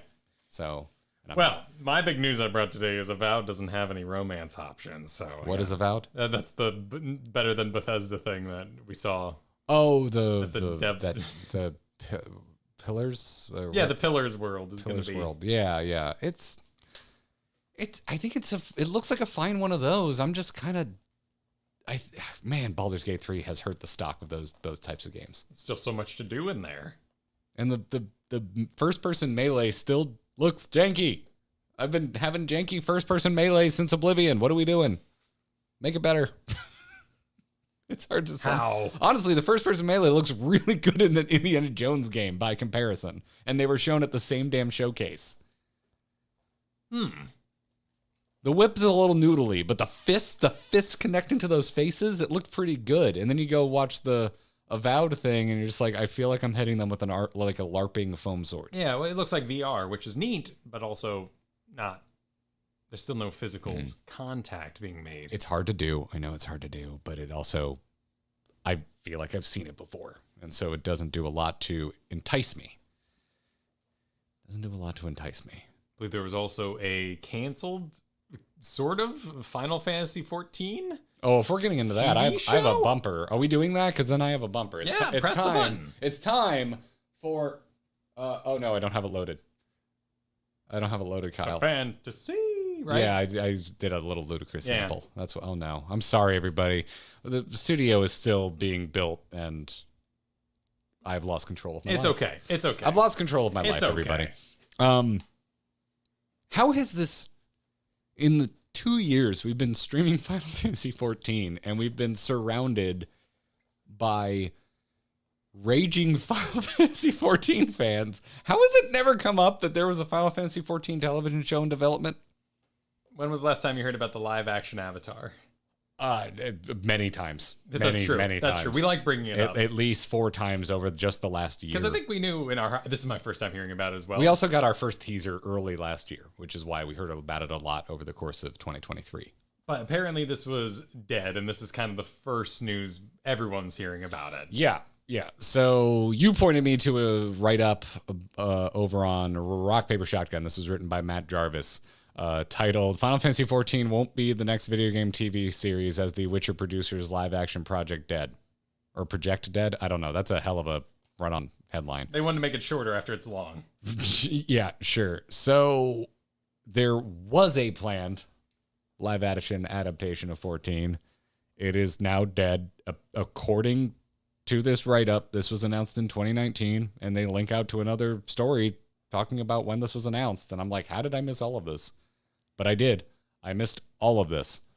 And it got as far as being written. The pilot was being written. It had known writers attached to it. They had gotten into an agreement with production company Hivemind, who had a part to play in both the Witcher adaptation and The Expanse. Oh. So The Expanse, beloved by everyone. The Witcher, beloved by some. Yeah. I really like the Witcher show. I understand. I guess they broke from canon quite a bit and pissed off a lot of Witcher fans. The own writer yells at the game often. I don't know enough what is canon to care. Yeah. I just know that Henry Cavill is perfect, and that show is dead to me now that he's leaving. He's off to go do Warhammer, maybe, sort of. That's the rumor that's always going around. So yes, that'd be sweet. Yeah, no, I think that's pretty much that's in the can. It's happening. He'd be awesome. It is happening. But so it got that far. They had the writers working on it, and anyway, apparently that has been since canceled, which bums me out because hot damn, Final Fantasy XIV would be a great Final Fantasy to adapt. Although I personally would prefer an anime adaptation. What's really interesting is the comments on this sort of news. Oh, because I haven't seen any. Oh, yes. So, Kyle, welcome to Kyle's Comment Corner, everybody. Yes. What do the people have to say about the canceled Final Fantasy XIV live-action television show I just learned existed and now will not exist? I think you just used the people, which I like that. Because I've been cautious of saying people are mad because people are always mad. But the people, the commenters actually can't decide if the show actually has a story or not, or if the game is more of a feeling, and the show should try to strike the feeling. The game absolutely has a story. Or if they should It has a very linear story. I know. An exceptionally linear story. See, that's the big argument was, everyone wants to see the script. Everyone wants to know if it was going to be the feeling of Final Fantasy XIV, or if they were going to do the story of Final Fantasy XIV. I think you do the story, not the feeling. I'm assuming the feeling is there's like 800 scantily clad cat ladies dancing in Limsa. And then one person with a frog head comes running through, throwing the coin emote. Or something like I always enjoy, more of a only 800. That's how our chat takes issue with what I just said. Yeah, like there's a you can do it. I like soundscapes, feelings, you just like, oh, ooh, ah. Like that's the best descriptor I can give. You're just like, ooh, I'm in it. Someone please clip that. And if you were to pan the dolly, right? Well, you can pan a camera. You can dolly a camera. What are you trying to... I want to be on a crane, and I want to be like emotionally sweeping across a shot. It would probably be a dolly or a truck. But yeah, panning... I'm driving a truck. Camera's locked down on a pan. You're pivoting on like a jointed... That's a criminally overused and incorrectly there's all the big blue shit on top, and then there's like half of a building and like 3 actors, and then the rest is all digital. But you know what I mean? We go we go sweeping in to the streets of Ul'Dan. We enter, and we enter the Adventurers Guild, and it's all just feeling. Yep. Right. Yep. Because we're back in a World of Warcraft situation with the both, movie, though, because Star Wars has the feeling of Star Wars, that lived-in world where there's adventures around every corner. You go to the canteen and you're like, what's that motherfucker that looks like he's got a gas mask doing? He must be on all sorts of crazy... You can still have that and still tell a linear story. You tell the main story from Final Fantasy XIV. You cast somebody as the Warrior of Light that is an actual character. Is that what you want? Probably talks a lot more. Yeah, honestly, yes. Because I want to hang out with the Scions. I want to eventually go up against one of my now all-time favorite villains that kind of ascends to frenemy territory by the end of their arc. That's fine. I would want the Mandalorian. I just want like a complete, like just a mood piece. Well, that's really just season 1 of The Mandalorian, and then it also tells its own story. Yeah, I agree. Yeah. I agree with you. I like season 2 and 3, but season 1 is the best. You're not wrong, and I wouldn't be against that. But I want to...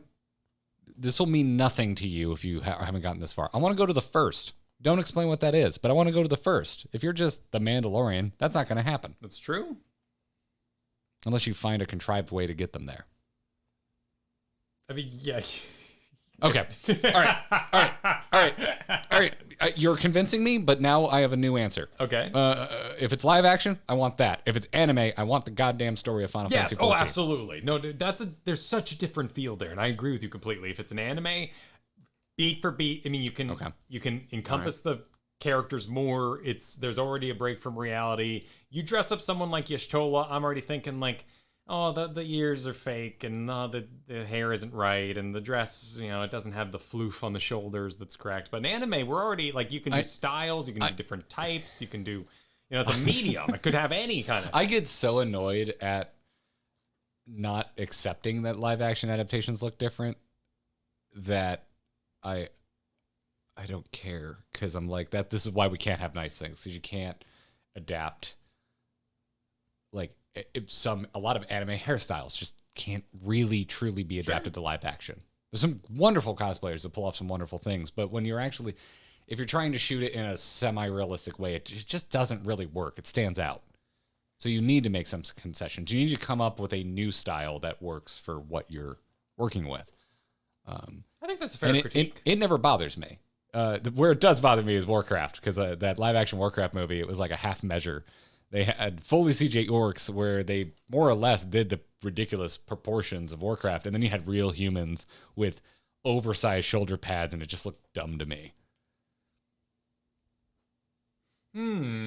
That's where I feel they didn't have a cohesive style.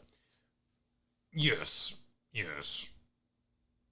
Ultimately, then we can just get into personal preference of, I find the Office awkward. I can't watch Michael Scott do anything because he's such an awkward man. Sure. I wish I could help you with that, because, my God, there's some good comedy Absolutely. There's amazing scenes. Michael Scott is a great character. And I enjoy using, what's his face, who does all the pranks as gifts and stuff. Jim? No, the other... Dwight. Well, yeah. they're pranking each other. Yeah. Jim is more the prankster. Dwight is a humorless individual. Yes, I love Dwight. I use him in GIFs often without having any relationship to the show, because he communicates. That's why facially. A lot of times when you use Dwight things, I go incorrect. Probably. Because you don't understand the character. No, but why would I? He's emoting in a way I find agreeable. That's just fair. What's the nodding guy from, Garrett? In the woods? The nodding he's guy? He's like hewing a stick or something. I have absolutely no idea. Yeah, no exactly. Clue what that But we guy's all from. agree he's nodding and it's approving and we like it. Exactly. So the medium of anime to me helps to suspend disbelief. And that's as simple as that. That's fair. I get what you're saying, though, that the live action is often over-critiqued for reasons you find trite. Yes. Yeah, it's I often find it comes from people who limit themselves too much. Yeah. Oh, and yeah, absolutely. And then it confuses the conversations when something is legitimately bad as opposed to just different from what you expected. Absolutely. Yeah, that's where I get grumbly. That's where I get grumbly, everybody. The Warcraft movie is such a fascinating example because it didn't have the mass-produced, real-world feel to it like Lord of the Rings, where you had that many swords, that much armor, and it seemed practical. They did. I mean, I'll give it to them. They did have a decent amount of extras, so at least a lot of the human Yeah, there was a nice stuff. little... But the orcs, to me, like nailed that Warcraft look so well. I'm like, they should just CG the whole thing. Should have had CG humans. Or they should have really toned the orcs down to a more human scale so that they blended with their actual real-life human counterparts that they were interacting with. Really, for me, it was just the Medivh dropped the ball. That was so weird. Why did we do this version of Medivh anyway? Yeah. Anyway, yeah. Avatar did it well, even I don't really like Avatar. So this was apparently going to be a Sony Pictures Television production. Yep. And involved with Hive Mind, which I already mentioned. Yeah. They did Witcher and The Expanse. Yeah, man. I would have watched this, man. I don't know. Just go for it. It can't be worse than M. Night Shyamalan's live-action Last Airbender. Well, I mean, you're just jumping into the deep end there for sure. It can't be worse than the live-action Death Note movie. I did not see that. Did you? Oh, sorry. I need to specify. Actually, the Japanese one I think is worse than the American one. Oh my! The American one is so different. It's not Death Note. It just happens to have a Death Note and Ryuk. Beyond that, it is a horror comedy. And a slapstick horror comedy at that. And I actually kind of enjoy it for it being its own thing. The live action, the Japanese made live action Death Note is a joyless retelling, horribly bound to the source material in a way that makes it feel like a fan film shot at a anime convention. Here's the question. What's season 1's climax? Of what? Final Fantasy XIV. Oh, I think you do the banquet. I think you could get there. I think you do the banquet. Yeah. Okay. That's episode 9, because what Game of Thrones did the big thing in episode 9, and then 10 was picking up the pieces. And so you banquet on episode 9, and episode 10 is the retreat of the Warrior of Light, now wanted. And you get your first taste of Ishgard. I would actually feel, yeah. Yeah, I know. I have good ideas sometimes. Don't act so surprised. Yeah. It ain't happening. No, it's a shame. The company that came closest to hosting it was going to be Amazon. Yeah. I bet they're a little gun shy after Lord of the Rings. What a beautiful disaster. I want that show to be good so bad. It's pretty to look at. Oh, it is. It is a feat of visuals, costuming. There's I like that so Archer much. Elf dude. He is just cool. Oh, you talking about it? Yeah, with The Witcher. It was essentially. I guess he is was kind of a Witcher. Yeah, I was like, damn, I'm into this dude. Yeah, like, he was great. I want to watch this guy's adventure. Like, they should just do a show about him. Just do Lord of the Rings, The Witcher, starring that Monster guy, Hunter. that guy alone. Stop trying to tie in all this shit into the actual Lord of the Rings with stuff you don't even have the licenses to. You didn't even have the Silmarillion. It was just get a good writer and tell an original story that you don't try and dovetail. He's eating some dirt, just like... I don't need text to show up and tell me I'm looking at Mordor. I'm not the dumbest human being on earth. Respect my brain. There's like one place in Lord of the Rings that... Actually, I wonder what I'm looking at. To be fair, there are multiple places that look like that. But yes, your audience who came to it loved Lord of the Rings growing up. They want to see more Lord of the Rings when you pan across to... My favorite part of episode 3 is when the helmet goes down on Darth Vader and text comes up that says Darth Vader. Yeah. We're all so confused, Yeah, man. Yeah, it's my favorite part. I guess there is actually legitimately a scene where Palpatine goes, and now your name is Darth Vader. So never mind. Maybe episode 3 has a lot of the same problems. Well, wait, but that never bothered... That bothered a lot of people. It didn't bother me because I knew about the rule of 2 thing, and he's got to name an apprentice. They all have cool names. He's got to name at some point. It doesn't bother me that much. It is a pretty stilted scene. It is a little. He's just kind of standing there, and now your name is Lord. And he actually pauses like he has to think about it for a second. Vader. And that bothers me. A lot.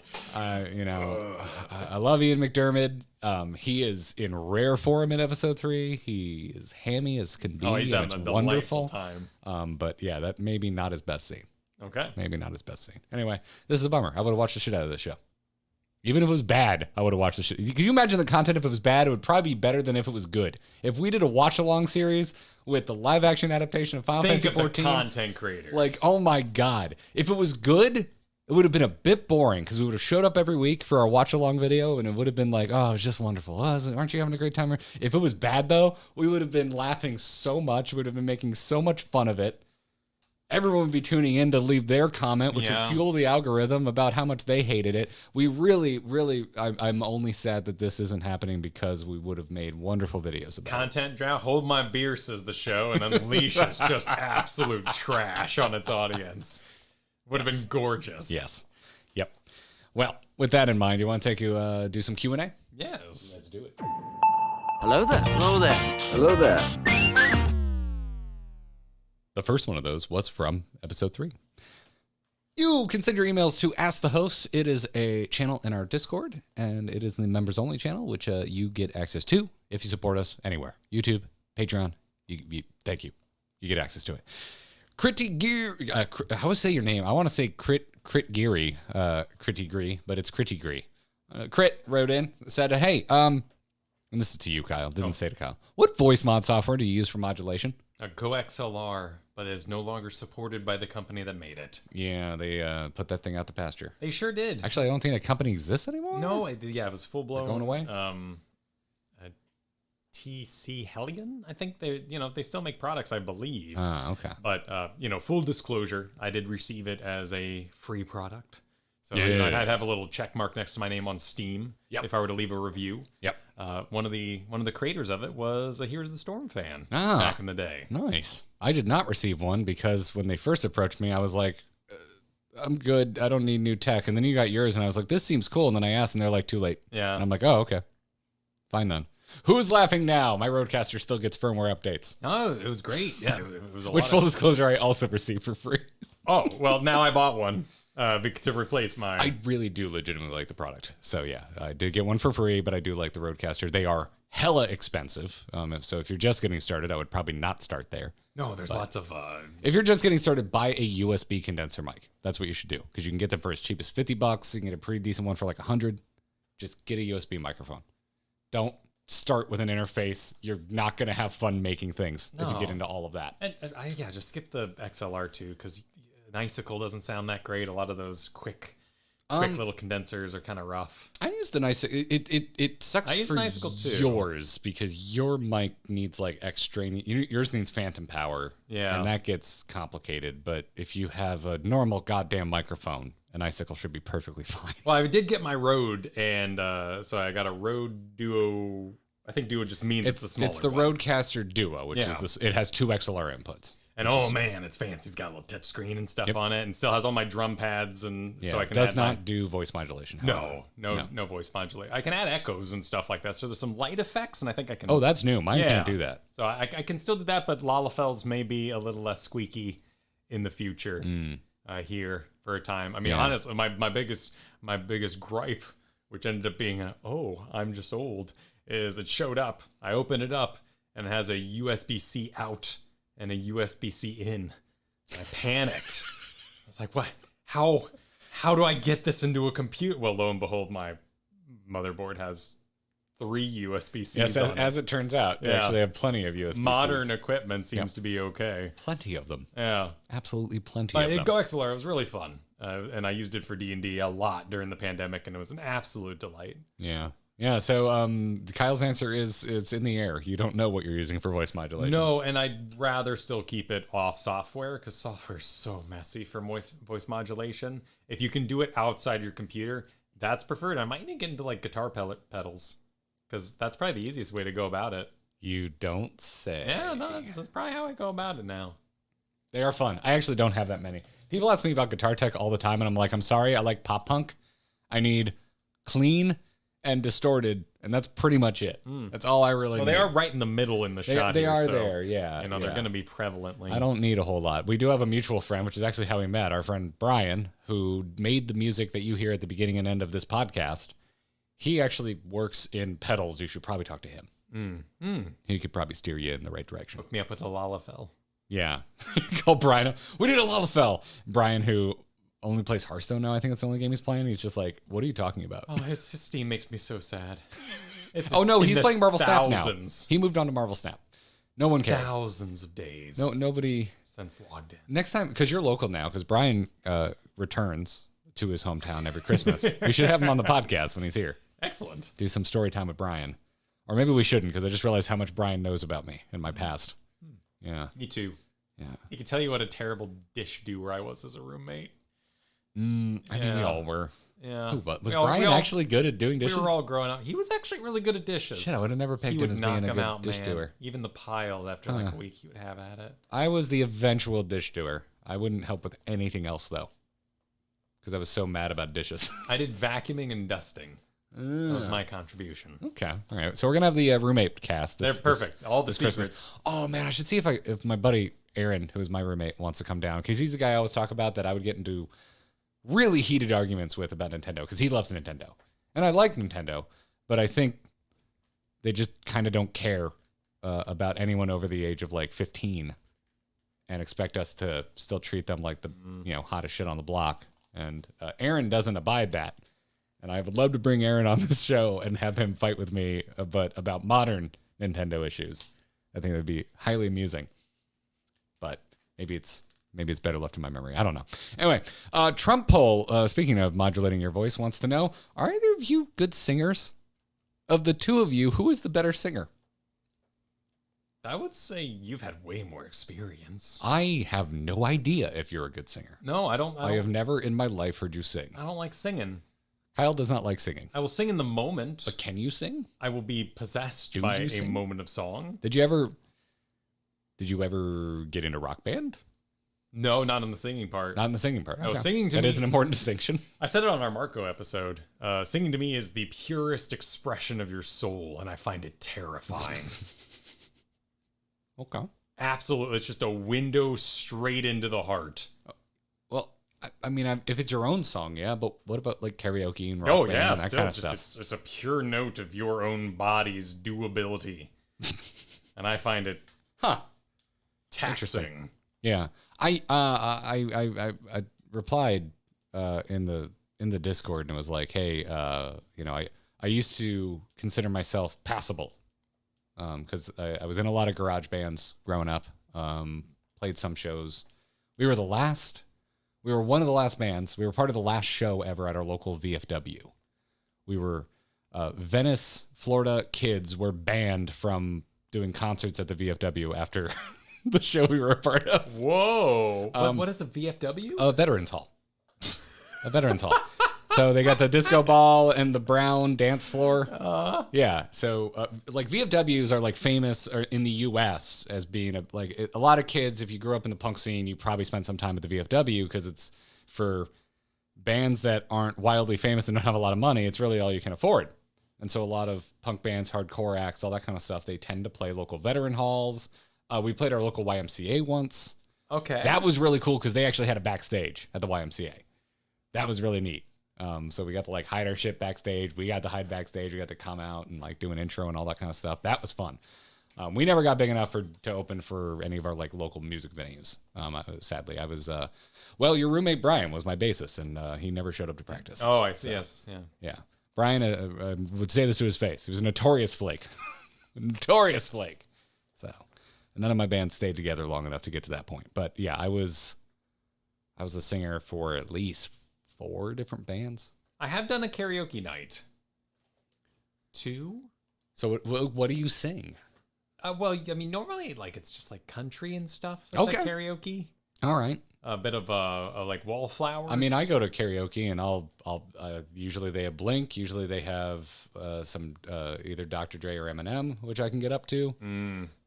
So like karaoke isn't exclusively country. Yeah. They definitely have country. I mean, where I did sure bet they're going to have some country. Where I did karaoke was more of a country atmosphere, if you will.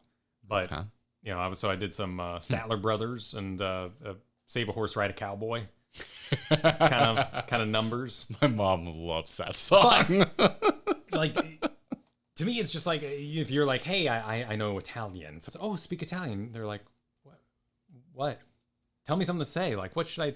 Like, that's like my feeling. I'll be singing. I'll be having a jolly time. I'm just busting out a song. I'm having a good time. And someone's like, oh, can you sing this? Whoa. Just like, don't call it out. Don't bring attention. I am in my own zone. You have just shattered the walls. The spell effect is crinkling to the ground and my whole illusion is gone. Yeah. So I've done a fine amount of barding. So as Revan is doing in our chat right now, saying, Eminem, do Rap God right now. I dare you. That kind of a thing that turns you off. Yeah, that'd be terrible. By the way, only 90s Eminem. I don't Rap God is a good song. It is a good song, but I do not cross into 2000s Eminem. Yeah. I do enjoy, what was it, Recovery? That was a good album. Recovery was a solid album. I am a burden on my family during the holiday season, of course. Because holiday songs are just so easy to change the lyrics to.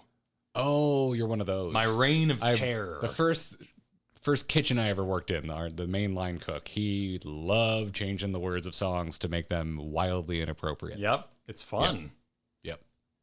Occurred back in the last 4 years. It may have been a reason why I haven't been celebrating the dirty lyrics as much recently. Oh, because you have I actually have children. Children particularly now they're starting to repeat what I say. Man, we had my nephew he had him over for his 3rd birthday, and we were having a pool party with the whole family's here.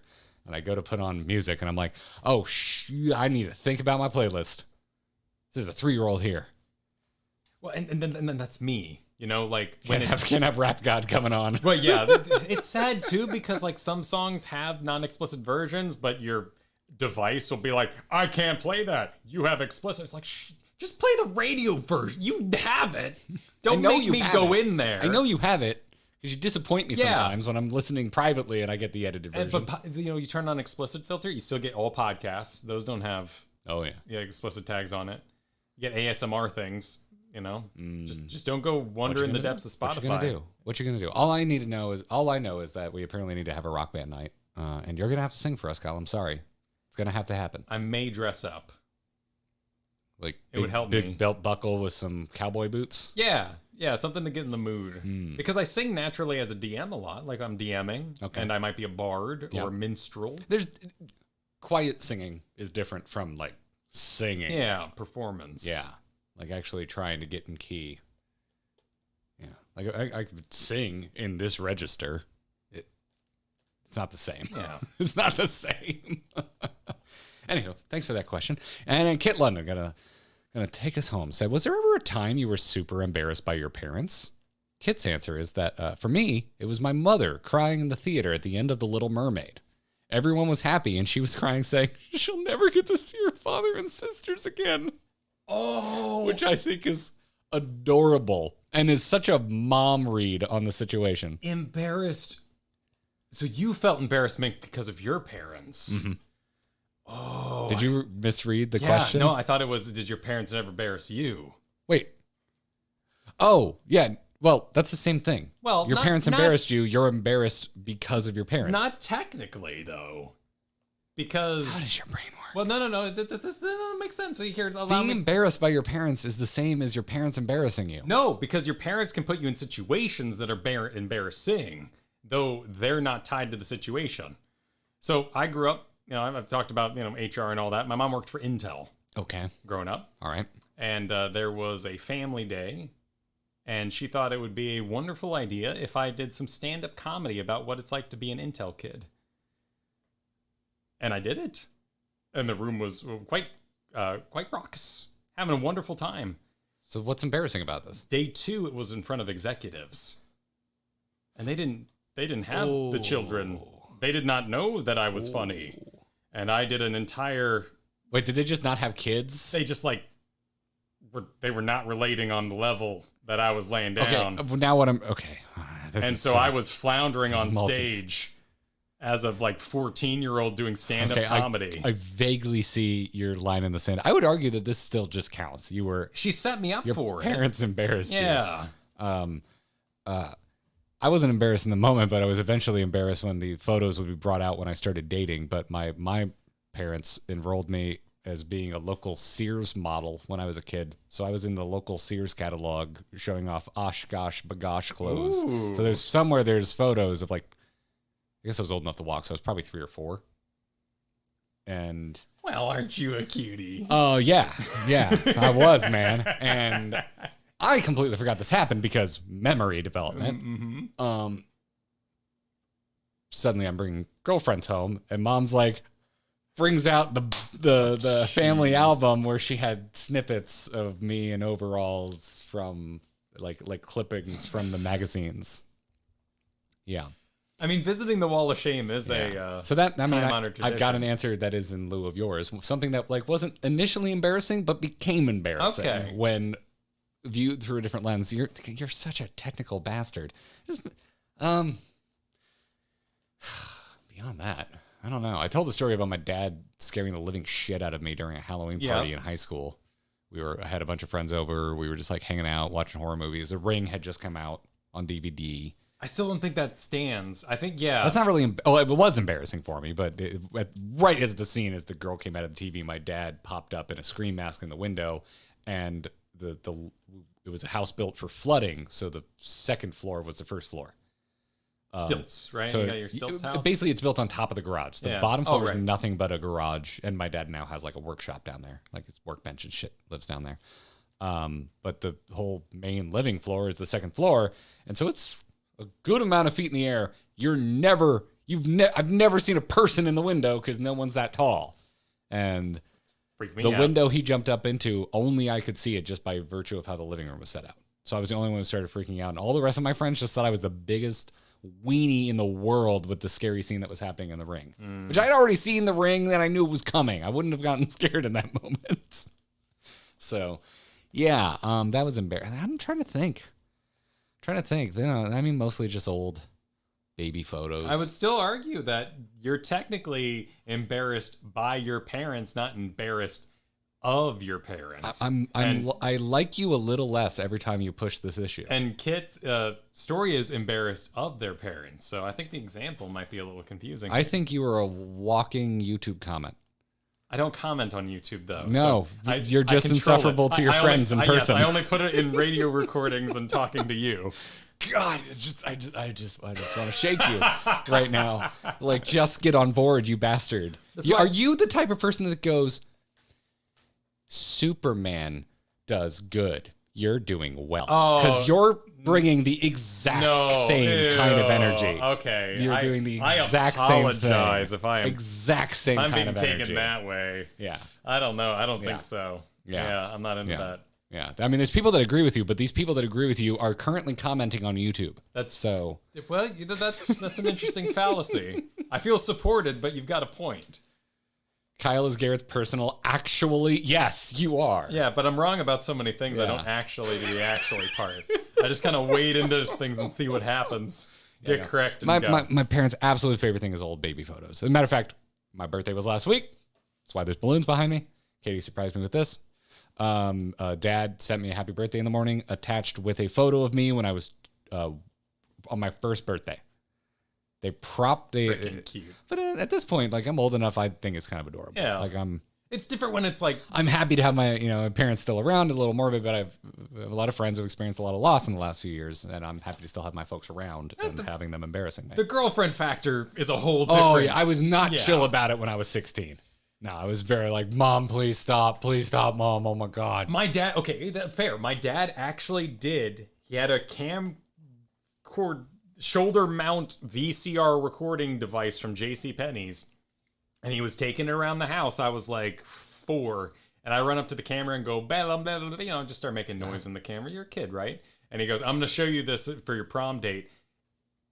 And he actually did. 14 years later, I was just impressed. The one I still to this day, I want to actually crawl out of my skin is, I think Katie saw it. When Katie and I had been dating for a little bit, because if you don't know, we dated in high school. Like when my parents realized like it was going to be a longer, because I had a couple relationships for like 4 weeks, like didn't last that long. I feel like it was past the 1 year mark. Katie was now kind of getting inducted into the family.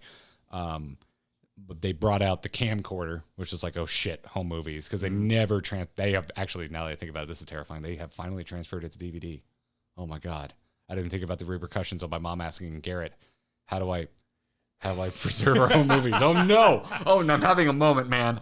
Anyway, could be out in the world any moment. I'm like 16 or 17, and they bring out the camcorder, and they put on. They made me do tap dancing when I was young. Yeah. They put on the tap dancing recital. Oh my goodness. Yeah. You were in the little catalogs with the tap dancing. Yeah, man. Oh my goodness. They tried to get me into anything at all. And when I was really young, first I did ballet and then I did tap. Sure. I was so young for the ballet, like I didn't care. I was doing tap while I was also in preschool. So like, I think in the moment I was even a little embarrassed then because I had this concept of public people knowing me. And one of the girls that I did tap dance with was in my preschool. So it was also like, I was like a little, first time in my life, I was like, I hope to God no one finds out about this. Like, yeah. So that was embarrassing. I just don't want to see that. I never need to see that again. We did grow up during the 80s, 90s. It was the age of Olympics. Yes. And anytime a child in that particular time frame. And that's the thing. Like, my dad I would describe as extremely traditionally masculine. And so I was like, were you down with this? And he's like, oh, yeah, I heard it would be great if you ever played football. I'm like, that makes sense. Yeah, grapevining that and tracks. stuff. Yeah. That freaking tracks. I was like, this is it. Because I'm like, Dad, you've gotten cooler over the years. I can't imagine you being on board with this in like 1990 or 91 or whenever it was. And he was like, oh yeah, no, I heard it was good for your coordination. Supportive with ulterior motives. Well, yeah. Because, Arnold Schwarzenegger did ballet. Yeah. So he could learn how to pose better. So, That's the thing. It all Nowadays, I don't think you'd really think much of it. But back then, I was like, Dan, I got a sinking feeling you would have been that cool. And he's like, oh, sports. Yeah. Yeah, which, by the way, that didn't work out. Sports did not work out. That was the next salvo. They tried to get me into sports. Yeah. I was trying to identify the butterflies in the outfield at T-ball. It sounds more fun. Yeah. I was a nerd. Welcome to the club. Yeah. Anyway, that's our answers, Kit. I hope you enjoy Kyle's overly technical answer. You're welcome. And our overly technical exploration of what that even means. That brings us to the end of the program. Big shout out to our wonderful patrons and supporters of our YouTube membership program. You can, if you want to support Kyle and me and all of the therapy it takes to forget tap dancing and bombing in front of Intel executives, check out supportourbromance.com because we are not sponsored by a therapy sponsor like so many other podcasts are. Not yet. But we'd also love to thank our recent patrons, Kuro Neko. Kev was here, which I would love if signing your name as if it was scrawled in a bathroom toilet became a trend here. I aim to please. I enjoy that.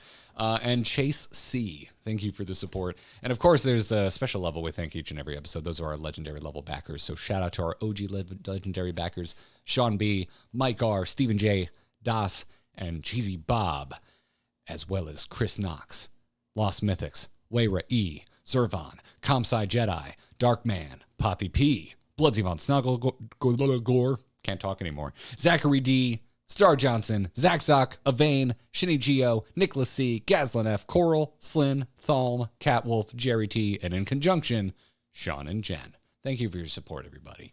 Kyle and I both use Doghouse Systems gaming PCs. If you want a new gaming PC, head on over to doghousesystems.com. Check out their wide options for gaming PCs. And if you decide to pick one up, use the code BROMANCE. You'll get a 2 terabyte NVMe SSD free of charge as an upgrade. And you'll support Kyle and me in the process. That's doghousesystems.com. Kyle is on Twitter at Kyle Ferguson. I'm at Garrett Art. And we have a joint account at Garrett and Kyle. That's where you can follow us. That's going to wrap it for this episode of the Grinding Gear Podcast. Until next time, GG. Oh, take care. Excuse me. It wasn't even that long of a pause. No. Sometimes I just surprise myself. This is dangerous. I was fiddling with it a lot, and I think the mic did a good job. You didn't. No, I didn't hear it. I need a koosh ball. I'm not used to my gasp though, because I've run a heavy noise gate at home. So we both are running noise gates, and we found out, everybody, if it is a little more breathy, we're working on it. When one of us is talking, since we're in the same room, it activates the noise gate on the other mic. Oh, right. Yeah, that's right. So this time it was me. Yeah. Yep. No, we know we're still live. Yeah. This is the after show. Hi, everybody. Still, if it's your first time tuning in, we stay live. Yeah. We stay live. Yeah. The product goes out to the internet. We record the podcast live. The version that goes out on like iTunes isn't even a thing anymore. Apple Podcasts and Spotify. That's what we just recorded. But hi, welcome to the after show. And thank you to Das for the Save Our House Fund. Thank you for the super chat. Much appreciated. It's not that dramatic yet. I mean, if they got a 10, they got a 10. I have no idea what it costs. I can't imagine it's that cheap, but it's doable. But yeah, we'll get a inspection. I can't imagine it's that bad. We only found it because I took a part of the roof off, not because something fell. Well, technically something fell off, but I don't know. It's not structural. I don't know. Yeah, so we'll find out. Hey, if you're not busy this week, what? You what? You want to help me dissect a roof? Oh my! I mean, this might hopefully be the first weekend I'm not busy. Holy moly! Enjoy it. I ain't gonna bother with that. That's crazy. Man. If we're not doing anything Monday, honestly, it might, or Friday. That's probably what I'll probably tackle it Friday. That way, I can hopefully get my dad to help me, because he has Fridays off and he likes enjoying his Saturdays. So I try not to bother him on the weekend if I can help. Fair. It is his job after all. Yeah, indeed, the joys of home ownership. It happens. It comes with the territory. It comes with, and then when I wasn't the homeowner, it still took like 2 weeks for my useless landlord to get someone to come take a look at my garbage disposal. So, before we do end, I just want to give a shout out to y'all. Y'all are awesome. We talked about, discussed some heavy topics today. Yeah, and y'all are respectful. Yeah. No, there's a lot of people out there that we feel a lot for today, and you allowed us to navigate multiple discussions, multiple angles, still try to have fun with it, but it's hard. And I really appreciate y'all being cool with that, being awesome. Yeah, thanks for that. What you said, I didn't even think about that. That's a good point. We bring up Blizzard, and it's easy for a studio like that to become a punching bag and just make fun of them and that kind of stuff. I think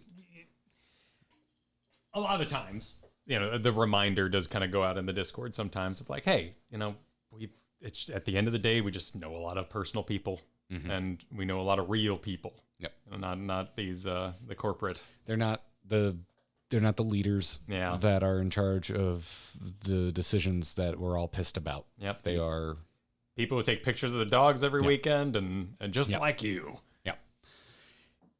Yeah. By the way, Garrett saying I was a nerd as if it was a past tense thing. Yeah, dude. Well, it happens. I think I did eventually find a sport I enjoyed.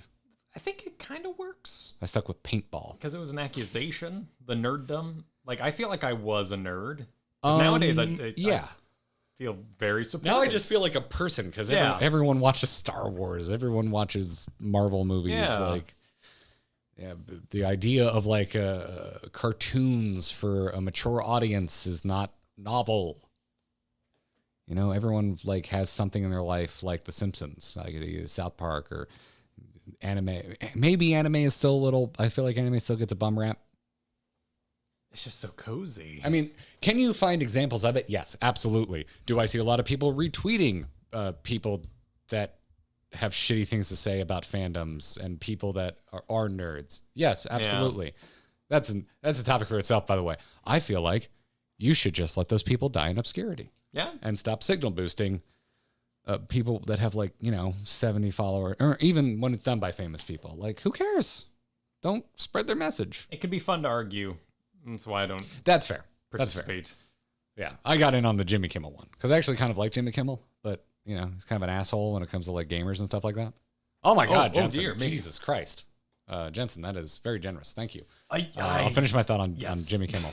Jimmy Kimmel. I think he's generally a pretty funny guy, pretty good host. Had some he can be a right asshat sometimes. I'm still mad at him for a number of his interviews where he's insulted his guests, and I've been like, that's very personal, dude. Like, that's a deep dig. Yeah. I don't know, but it's a style, and I don't think everyone needs to be like horribly polite all the time. Like I like a little brashness at times, and so like I don't think he's the worst dude on the earth. But yeah, that for me, that it was that Goldilocks zone of, I don't completely hate this guy enough that I'm going to have fun dunking on him. I have no idea what happened. To feel it. It was years ago now. Like, he made some joke about people that play games. I don't know, generic like. Oh, haha! For the bullshit. Crowd, everybody, let's punch down at the gamers. Yeah. Okay. Yeah, that whole thing. I think we talked about it on one of our podcasts.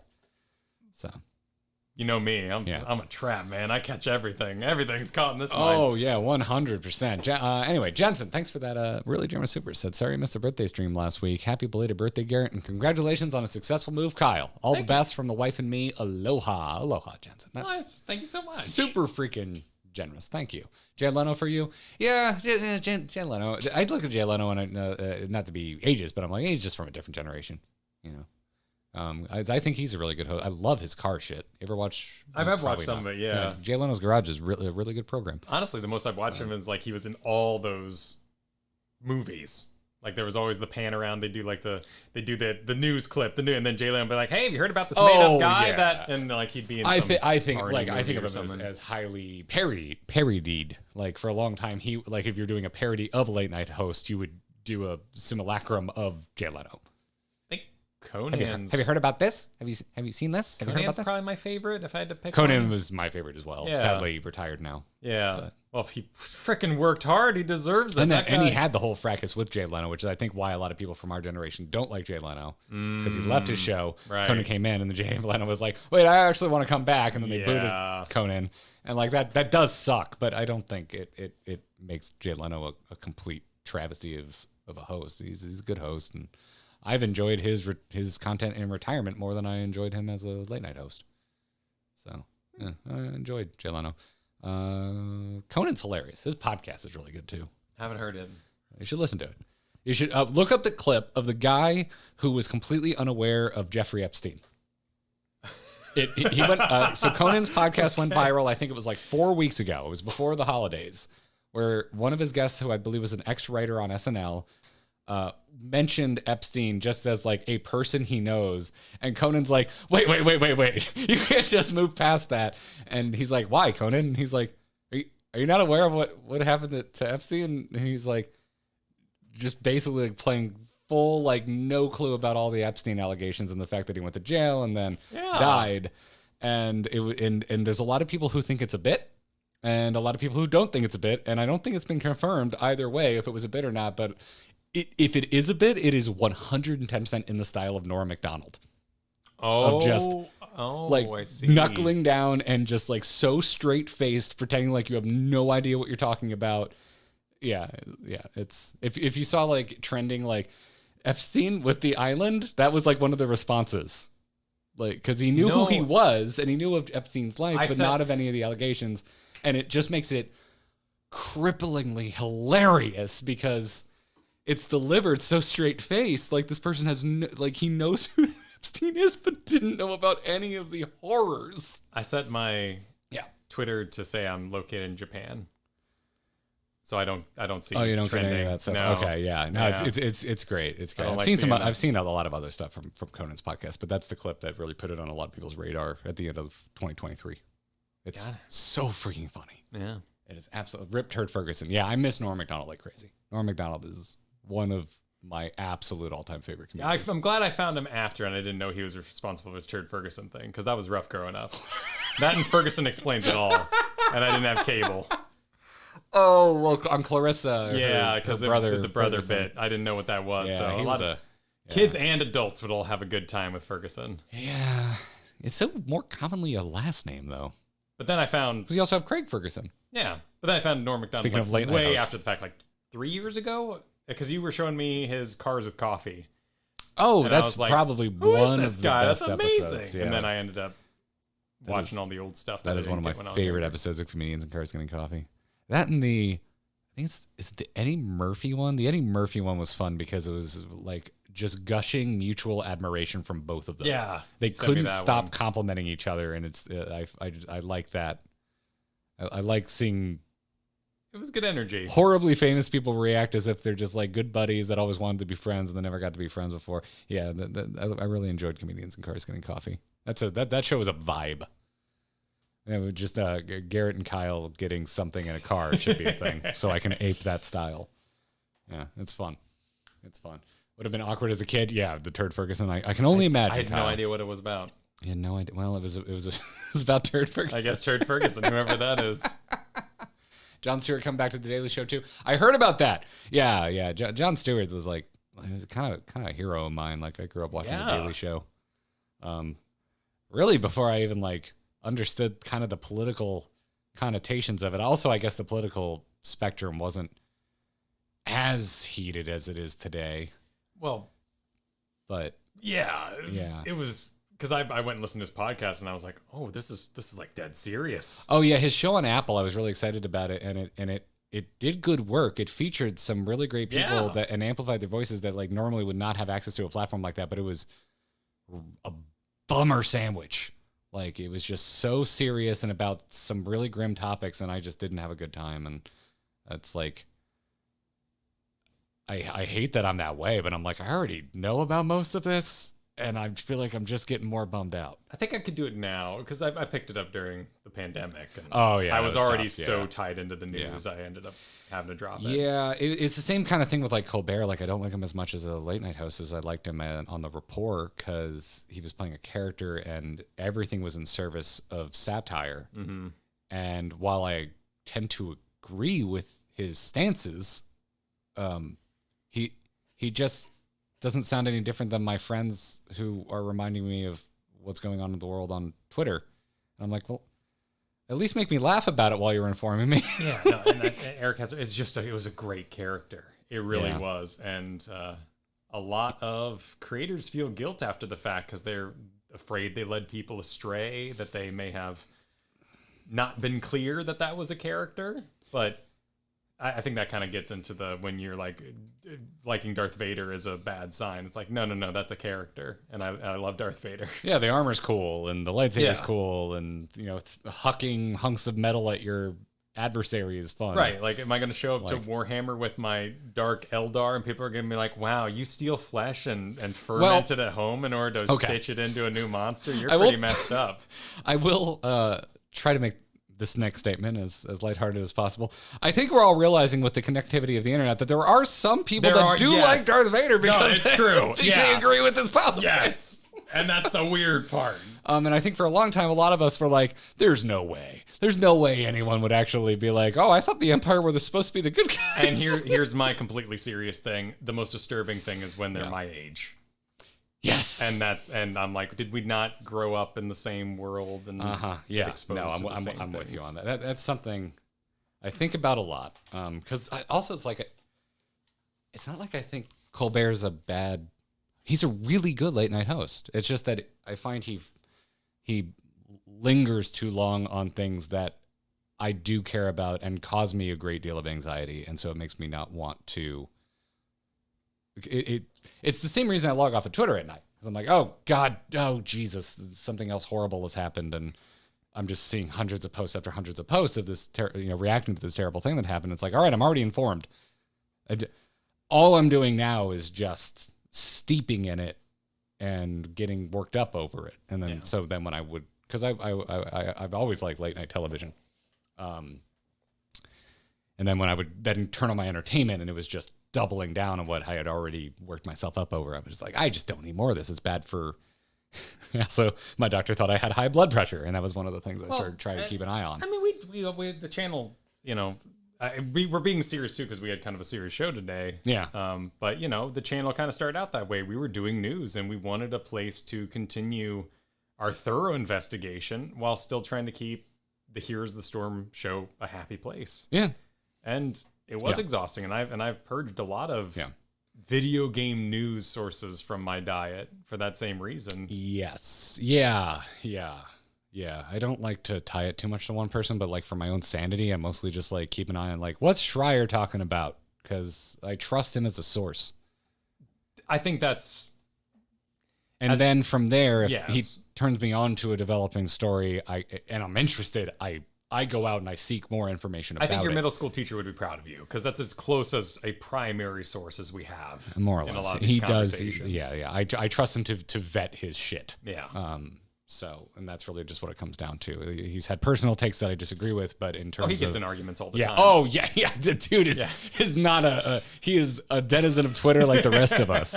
Yeah, no, there's a lot of times where I'm just like, dude, you're better, just you're better than this, but whatever, he's a person. And he's free to do that too. But point being, because I like being escapist, but like when shit like this goes down, like your only other option is like not talk about it, and I don't like doing that either. It was something we talked a lot about during the Blizzard lawsuit while we were still making primarily Blizzard content. We had some folks that were making content, and they decided to just not make content when the hard news came out. And you and I think both had an immediate reaction of like, oh, that doesn't feel right to us. Yeah. Kind of feels like you're taking the easy way out. And so we felt it was, I don't know. It's like if you're gonna consume this product, ethical. Yeah, I know it's a fallacy. It's why I like The Good Place, because the entire underpinnings of The Good Place is dealing with the fallacy of ethical consumption, and packaging it in a really enjoyable product. But yeah, it's wild, man. It's wild. So yeah, anyway, for the most part, we aim to be a place where you can come and escape and hopefully not have your worst anxieties mirrored back to you to remind you of them. But, when there's massive layoffs around games and we do talk about games, we're going to talk about it. Agreed. Yeah. So anywho, thanks for tuning in, everybody. This is a good time. Like Kyle said, I'll just repeat what you said because I mean it and I want to end on that note.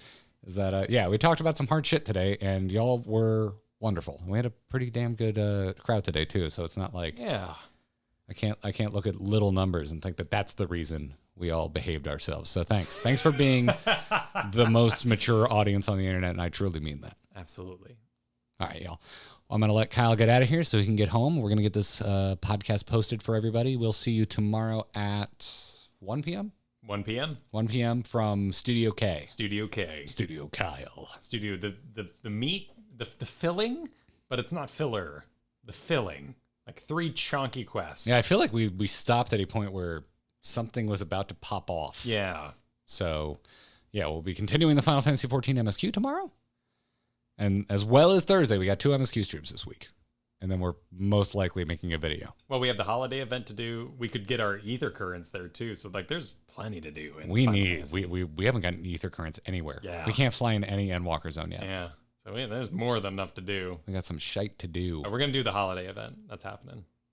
Oh, that's right. Valen, what's it called? Yes. It's not Valentine's Day because that would be a terrible holiday. I need to look up because there was like a Final Fantasy XI something, but I'm not sure if that's later. Anyway, now we're getting back into it. GG, y'all. Thanks for hanging out. See you tomorrow from Kyle's place. Bye, everybody. He's pressing the